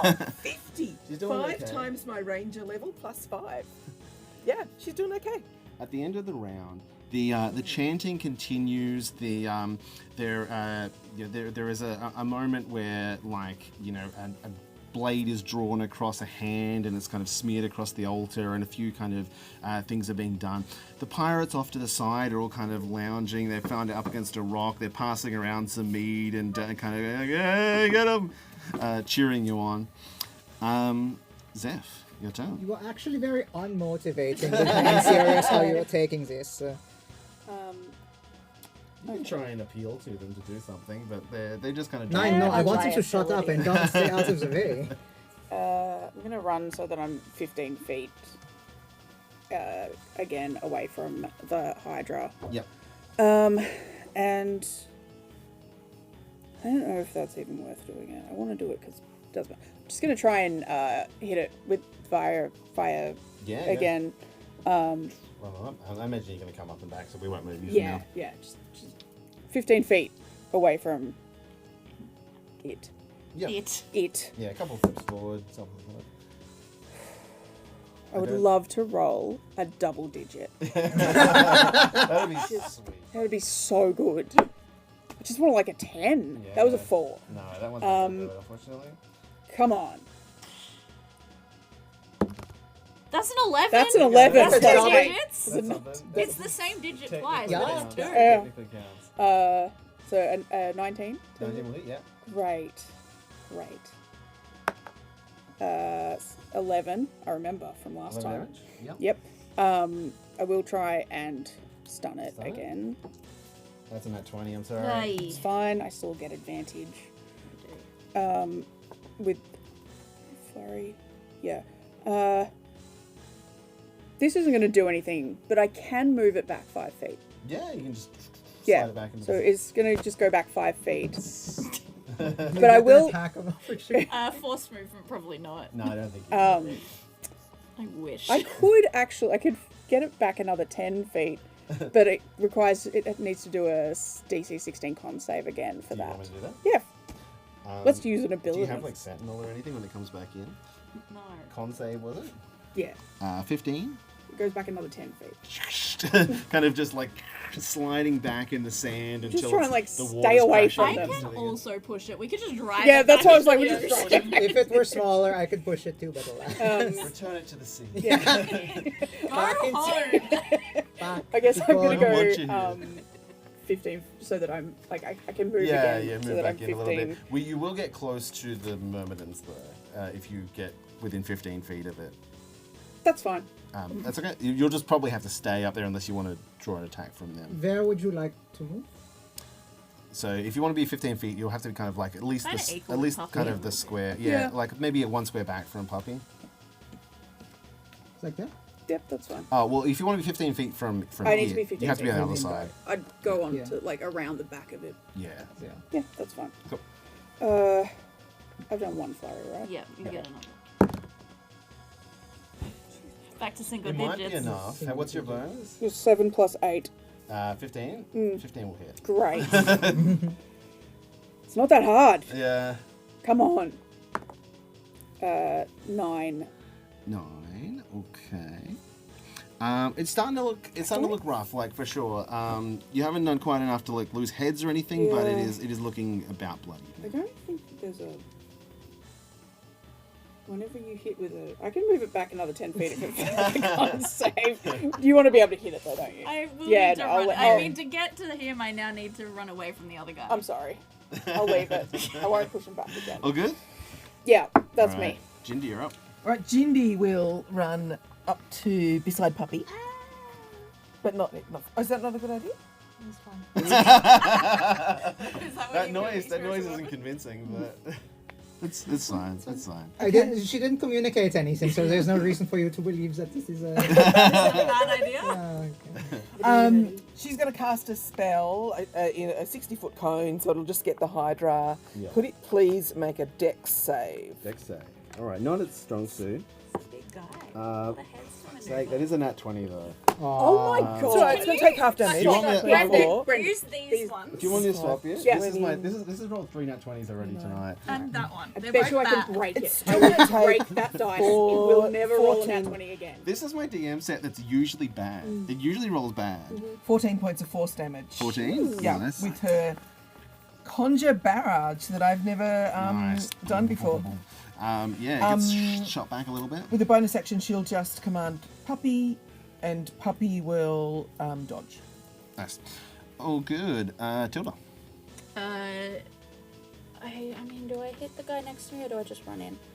How beefy do the guys next to me look? They don't get 7 attacks. The No, other guy, the they're other for guy sure. gets Like 7 they attacks. definitely didn't do as much damage as the Hydra did, but they do look like hard to do damage to. Okay, I'm gonna Just go move hit in. the big I'm gonna guy. move in, try and hit the big guy. Okay. So it's gonna take a swing at you then. Yeah. All right. I'm sorry, I rolled a 17, natural 17 on it. What the hell? It's me. I know it's me. So that one will hit you. Yeah. That is 11 damage. You can reduce to 5. Force damage. Oh, force damage. Force damage. You probably can't reduce it. No, I can't reduce it. To 11. Cool. Great. All right. I'm gonna try and hit the big guy again. Reckless. No, not reckless. I'm gonna spend my heroic inspiration, Go for it. and I'm gonna get advantage like that. 12 plus 9, That'll hit. 21. Yep. Brilliant. 5, 6, 7. 4, 13. 13 damage. Yep. No, 12 damage. Sorry, I tell a lie. Yep. 12 damage. And then on my second one, it's just gonna be flat. 19 on the Yeah, that'll die. hit. 8. 13 damage that time. Nice.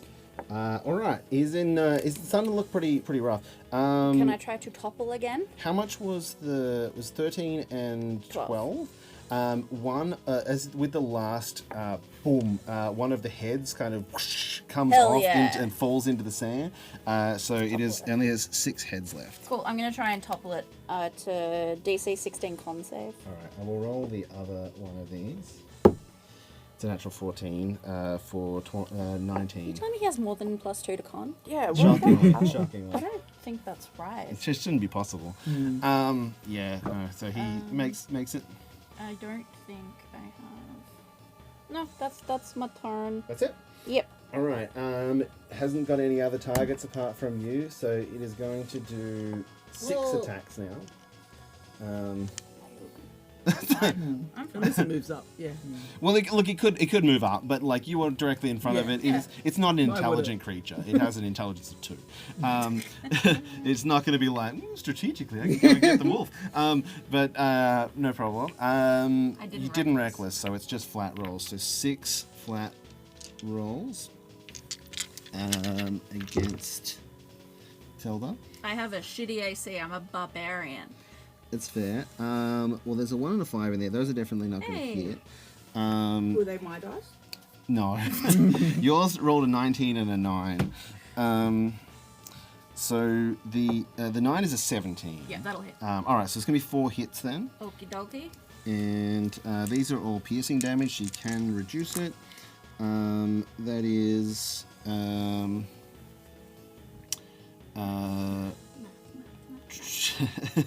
39. 39. So, 19. 9. Yeah. 18? Shouldn't be a That's a good point. odd I number. know. 18. Yep. Yeah. All good. I'm below How you half. looking? Yeah, okay. I started with 113. You're pummeling into each other. It's sinking like several heads into you, lifting off your feet a little bit. You're trading blows, but it looks a little worse for wear than you. 47. Yeah, it looks a little bit worse for wear than you, but it's close. Remora. Remora will move 1, 2, 3, 4, 20. Now, would you say, like, it's a 5-foot line that cuts both of them and just them? Yeah, I can see it. Yeah. She raises the staff aloft, and I will spend the charges of the staff to call a lightning strike.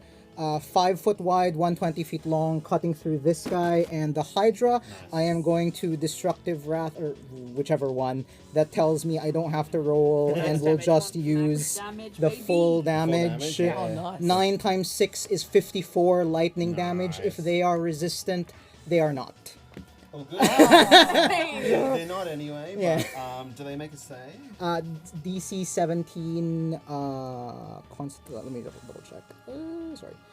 DC 17 Dexterity. Dexterity. All right. Or so half. That's better. That's better. All right. So Hydra will roll first. That's a nat 20. That's a nat 20. On your dice. Hell. On your dice. It's you. Sorry. It is you. And the elemental, that's a 3 on your dice. So, Okay. look, it cancels out a little bit. The elemental is just torn apart by it. It is in pretty rough shape. 54, you said. Yeah, so that's 27 half. So that one is all right. So the Hydra is in real bad shape. The elemental, from taking no damage, is suddenly in real bad shape. These guys seem like they are not as strong maybe as they would usually be. They're kind of maybe still kind of building up. So it took a big chunk out of it, and it's real close to being down. Anything else? No, that's all. All right. It is now the Myrmidon's time. We will see. One of them is definitely going to attack Jindy. Yeah, that's right. The other one, I think there's a 50-50 whether it attacks. We'll see. They've both been doing a little bit of damage, but I think more recently, Zephyr's kind of done more damage to the Hydra. So we will say, if I roll a 6 or higher on this, it will attack Doggo. That's an 8. All right, it's going to attack the dog. And don't forget that Puppy dodged. Yeah, that's true. Puppy did dodge. Yeah. Puppy did dodge. Okay, cool. Yeah. So disadvantage. All right, so let's roll some disadvantage attacks against the dog. That one is going to be 16. Yeah, that hits. It hits. That's higher, and that's higher. So all three are gonna hit. And we will do. Ooh, that's a lot of damage. That's max damage. No, Not less. That's all right. I will just revive her later. It's okay. Oh good, oh She'll good. come back better than Would you you. prefer the dog gets hit less or you get hit less? The dog. Okay. I can't the revive dog. All right, myself. it's 33 damage. Yeah, I mean, she only needed 8 more. Yeah. So this time it's an old grizzled warrior that has a raven perched on a shoulder and only one eye, but he like hurls an axe and it glances off the trident and it doesn't hit for as much. Nice. That's better. Oh, I rolled max as well. Nice. So less 12. Well, okay, no problem. So that is 21. Still Yeah, going to be it was only 8. still going to be enough to take it down, Yeah. unfortunately. But you tried to help. I just get it back. Give it a shot. All right, so 3 attacks on Jindy as well. Well, that's not as good. The lowest there is a 13, which I don't think hits you. Doesn't hit, no. But the 15. other 2 are going to Okay. hit. So.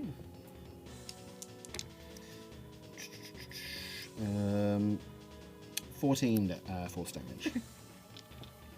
All right, they turn away. At the end of the turn, it looks like they're kind of getting to the final stages of the ritual. The horn is kind of being lifted up as they are all kind of praying to it. The 2 of them are kind of chanting together. They are, maybe less than a minute away from finishing, probably a lot less. Hard to be sure. Zeph. The guy next to me looks like he's pretty Pretty close good. This to... one is real rough. Yeah. Okay. Do they speak? Probably. They kind of like bubbling in an aquatic kind Can of I way. understand them? Do you understand aquan? Primordial. Yeah, then I think, this particular flavour of that, you can start to kind of... For what it's worth, I speak. Yeah. yeah, there you go. I don't think they're saying a lot at this point in time. To me, it's just like with a really thick Thick accent. Yeah, maybe there's a little bit of like basically kind of what you get from what they're saying to each other is like push through them, get to the horn. Okay, alright. In that case, I will try and take this one down. Yeah. Do you want to roll my dice? I'm gonna roll Brendan's. Yep. We'll see what happens. If I roll a 2. It's roll you. one. That's a fucking 2. That is a 2, ladies and gentlemen. Hey, I called it. Look, I think we We have, said it was you. This is science. We have proven something here today, ladies and gentlemen. This is indisputable proof. It isn't the dice, it is you. Okay. We're gonna try all the dice. Second attack. I'm One not of them giving you has my to be dice. good. No, clearly. It is. Alright. That's double That's digits. better. That'll hit. Oh, no. Okay, great. That's gonna hit. I'm gonna try. I'm gonna do force. You got plus 7, right? 8. 8. Yeah, that will hit. I'm gonna do force damage to this because I don't know. Yep. 8 damage. 8. Yeah. That's my second one. Right? Not quite enough Okay. to take him down. I'm He is gonna- barely hanging on. You can see like the it's kind of drooping. The elemental energy holding it I together is will- starting to dissipate. Flurry. Yeah, I will flurry. 7 plus 8. That's not going to hit this They were one. in armor. That 13 one. plus Yep, 8. That one will hit. Great. Nice. 7. How do you 8, take 9, that one 11. down?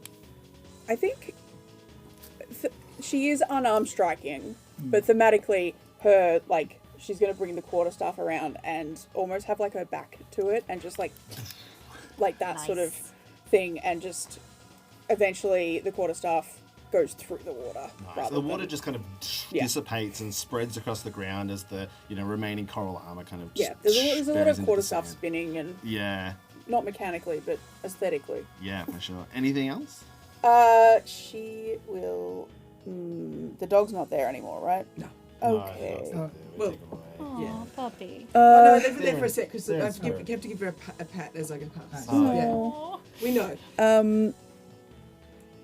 Yeah, she's gonna run up and get in the face of this one, Yep. just to give it another target, so it's not just going for Jindy the whole time. So Yeah, I mean, like, does the dog like discorporate or whatever? Or do you No, have I was just to- looking at it. It's Can you, if the you can beast, heal her? yeah, if the beast died within the last hour, you can take a magic action to touch it and expend a spell slot. Gotcha. Well, I So- mean, it's not inherently dead. Like, it probably is Yeah. like making death saves or whatever. You could, if it's a creature, or is it a spell? I think it's It's a feature. yeah. Yeah, No, so it has its own rules. yeah, yeah. It's got its own rules. Yeah. I just want to give her a pat as I go. Yeah. Yeah. She will therefore come up here to in its face To be to be another target. That one? Yeah. Nice. Jindy. Right, Jindy is going to move up to the Hydra. Could you pop her up there? And give Puppy just a pat on the way Yeah. and just say, I got you, babe. gotcha. Now, so Jindy is going to attack the Hydra. With a short sword first. For a 21. Yep. For 7. Yep. Offhand with her scimitar was That one as well. yeah, that was a 21. 1d6 plus 3 for 4 damage. Yep. So that's her first attack. Yep. Second attack, Yep. That'll hit. 22. This is why I have to write a cheat sheet for myself. Oh, and I'm gonna just go backwards and say a hunter's mark bonus action at the beginning. Yep. For another 6 points of damage and another 6 hunter's mark, Nice. and that's all my bits. That will take it down. Nice. Yes. As it kind of boom buries into the sand. Has it taken fire damage this turn? Because I don't This think is why you I was attacked gonna go after it. So I think what you can see is that as it kind of hits the ground, its wounds are still starting to knit up. In the way that like you previously seen when it was taking that fire damage, it was kind of burning away at that, but you can see like some of the like the head that was previously taken off, you can see it's starting to kind of like glow around it. There is something still going on there. Anything else? I'm gonna move back to next to Puppy then. All right. Tilda. So, for all intents and purposes, this guy is the Hydra is down. Yeah, it's down on its side. It is kind of like not moving, but you can see there's still some magical glow happening from it. It is not fully. I can make sure it takes fire damage. Okay, could but too, yeah. if I were to try and hit it now, would it do anything? You're not sure that you could affect this. Okay, unless, in that unless- case, I'm gonna try and hit the elemental yep. guy. Yep. I know, those are cursed. Like, get them away from me. I don't need that in my life. Alright, I will reckless on this guy. Go for it. Hey, welcome to the club. 17 to hit. Not quite enough, unfortunately. Let's try that again. Nat 20! Oh, look at it do the colours. It does colours. fancy It's colours. fun. Oh, Yeah. It's a pixel dice. It does fancy stuff. there you go. That was very nice to watch. So nice. 5, 10, 12, 17 damage. Nice. And a con save to Con attempt save. to topple him. Okay, come save. DC 16 we're looking for. 9. He falls over. Yeah, I rolled one of your dice and it rolled a 6. Nice, and hits the. It kind of. I don't know how you. Oh no, sorry, it is immune to prone. I was gonna say. I was wondering about that. I don't know how you topple over Yeah. like Damn! a swirling water creature, and the answer is you can't. Yeah.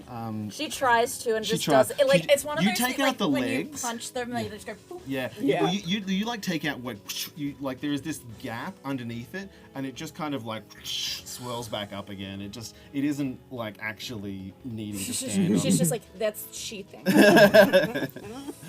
Anything else? No, that's my turns. Okay. So it is the Hydra's turn now.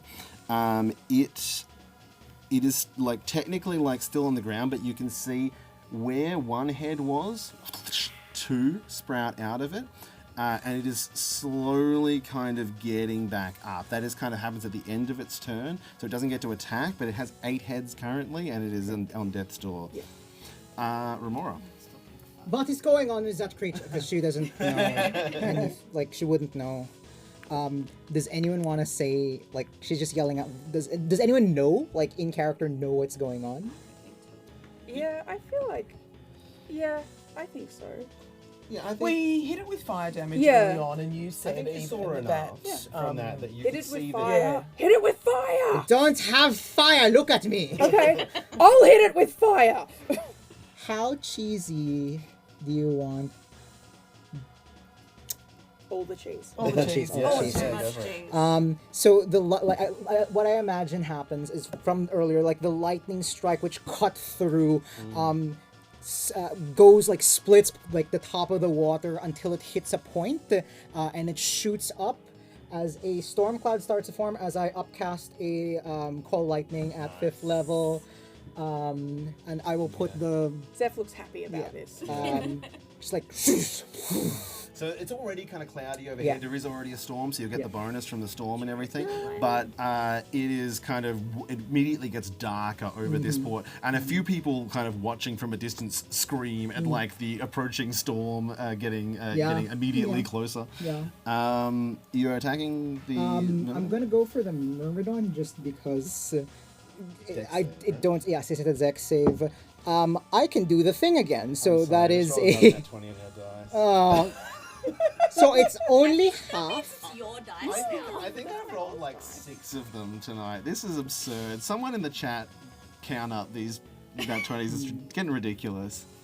I'm doing it here. Like, it should be on camera if they have a camera on. I don't know. Brendan's cheating. I know. It's not even behind the screen. It's just in front of Donna. That's fine. You turn my 60 into 30, Okay. but Well, good. That's fine. It's still in rough shape immediately. Like, you think that if you just kind of get this bare glancing blow off the side, you think if you'd hit it full bore, it would have killed it.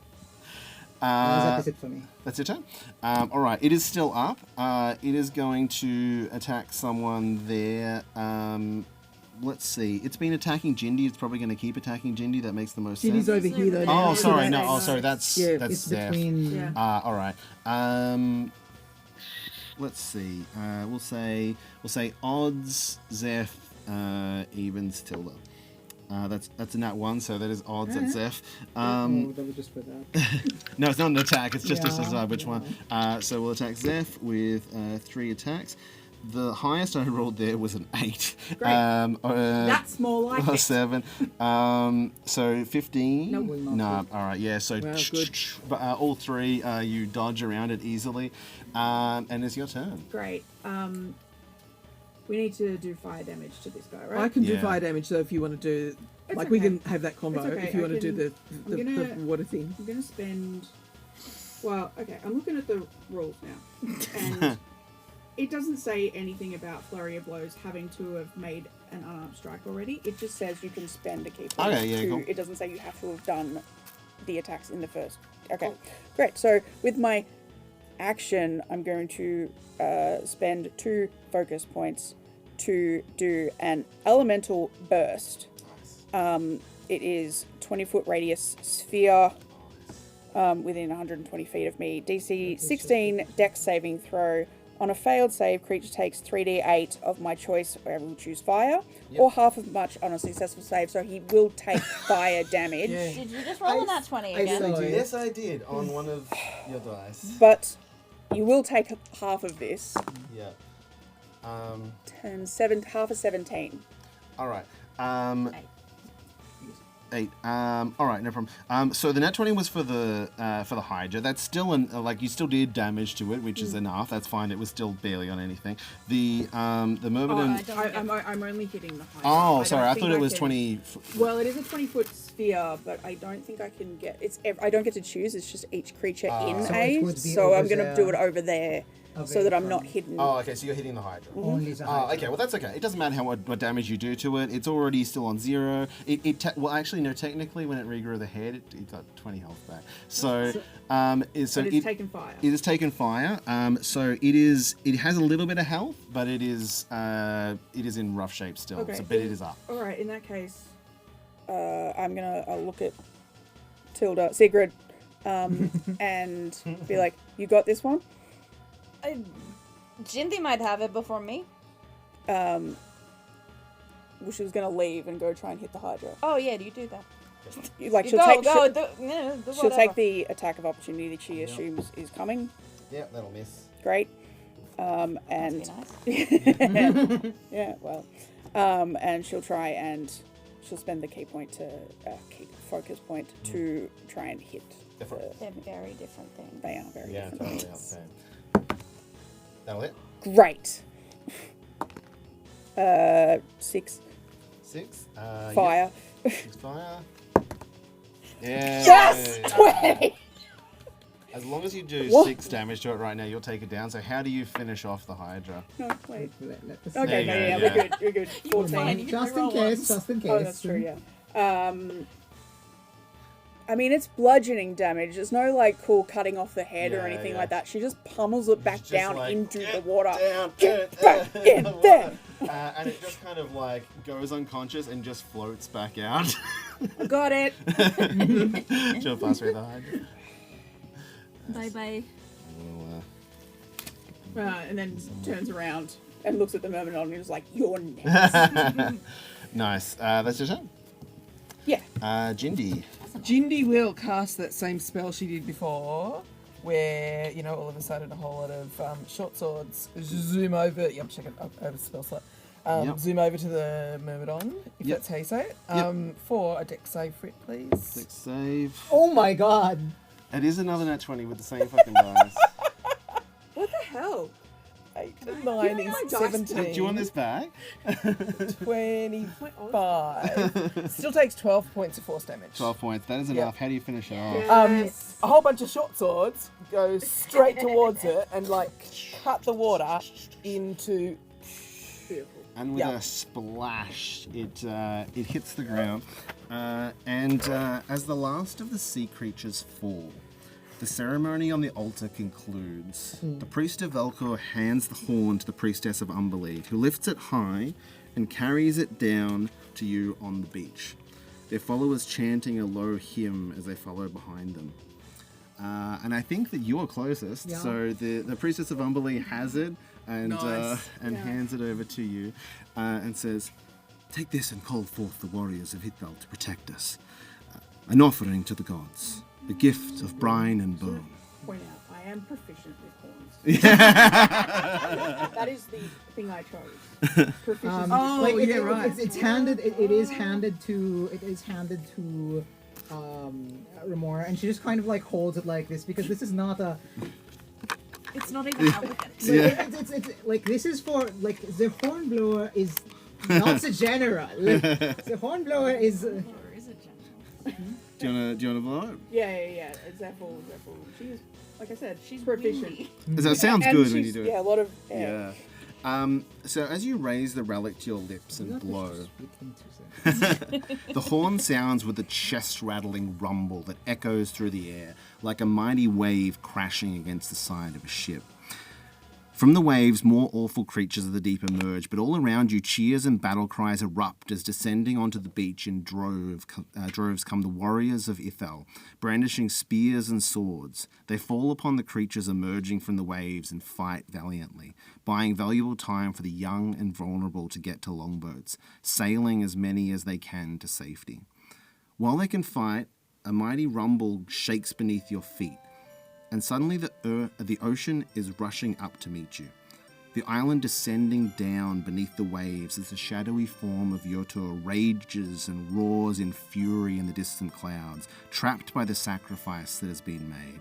You submerge into the icy water, and everything goes black once more. This never happens. Standing in the throne room of the Pirate King once more, a huge puddle forms beneath each of you as icy water drips from your bodies, each one of you drenched to the bone. The three pirates stand by your side, shivering and rubbing their arms to warm up as one of you still clutches the horn of Ithal in your hands. Stumbling out the rickety doors from the salty mast and along its uneven gangplanks back to the cutlass, the crew quickly sets to unfastening the ropes, keeping the ship docked. "We have it then," Captain Aurora calls down, already giving orders to the crew to get out of here. What happens to these three? Well, are you taking them with you? Yes! No, I don't want them on our ship. They are getting interrogated. They're okay. No, they are prisoners of war. Do we know where to go next? Why are you looking at me? They might. So we have this horn. What is? Are we after the whatever they are called again? Let's get out of here. Come on, we can talk to them on the boat. Come on, just in time. I don't think we look unwashed enough for this group. Come on, let's get out of here before anyone gives us a sniff. As the cutlass drifts from the docks, you can speak to the three Darktide pirates and learn that as much as they don't know exactly where Uazi is right now, they do know of a secret island base, somewhere where they were before they came here. So there's a good chance that maybe that is somewhere to look next into the Dark Tide, a mysterious island known only as the Serpent's Fang.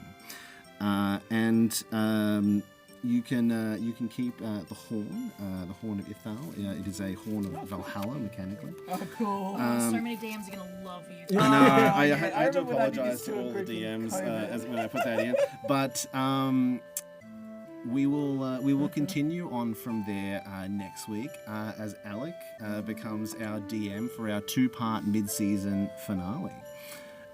Thank you all for joining us, and good night. Good night. I will stall for time. Don't worry about it. Can we? It is a mechanically a prosthetic limb. Judge, I want to get look great on you. This will look great on you. Yeah, she's not a. Hi, I'm the Dreadstorm. It's nice to meet you. No killing inside. You got to take it outside for that. Yeah. Made of They're water. kind of like genies, but fat and ugly. I'm not some kind of race essentialist here. Great at maths. I'm so good at maths.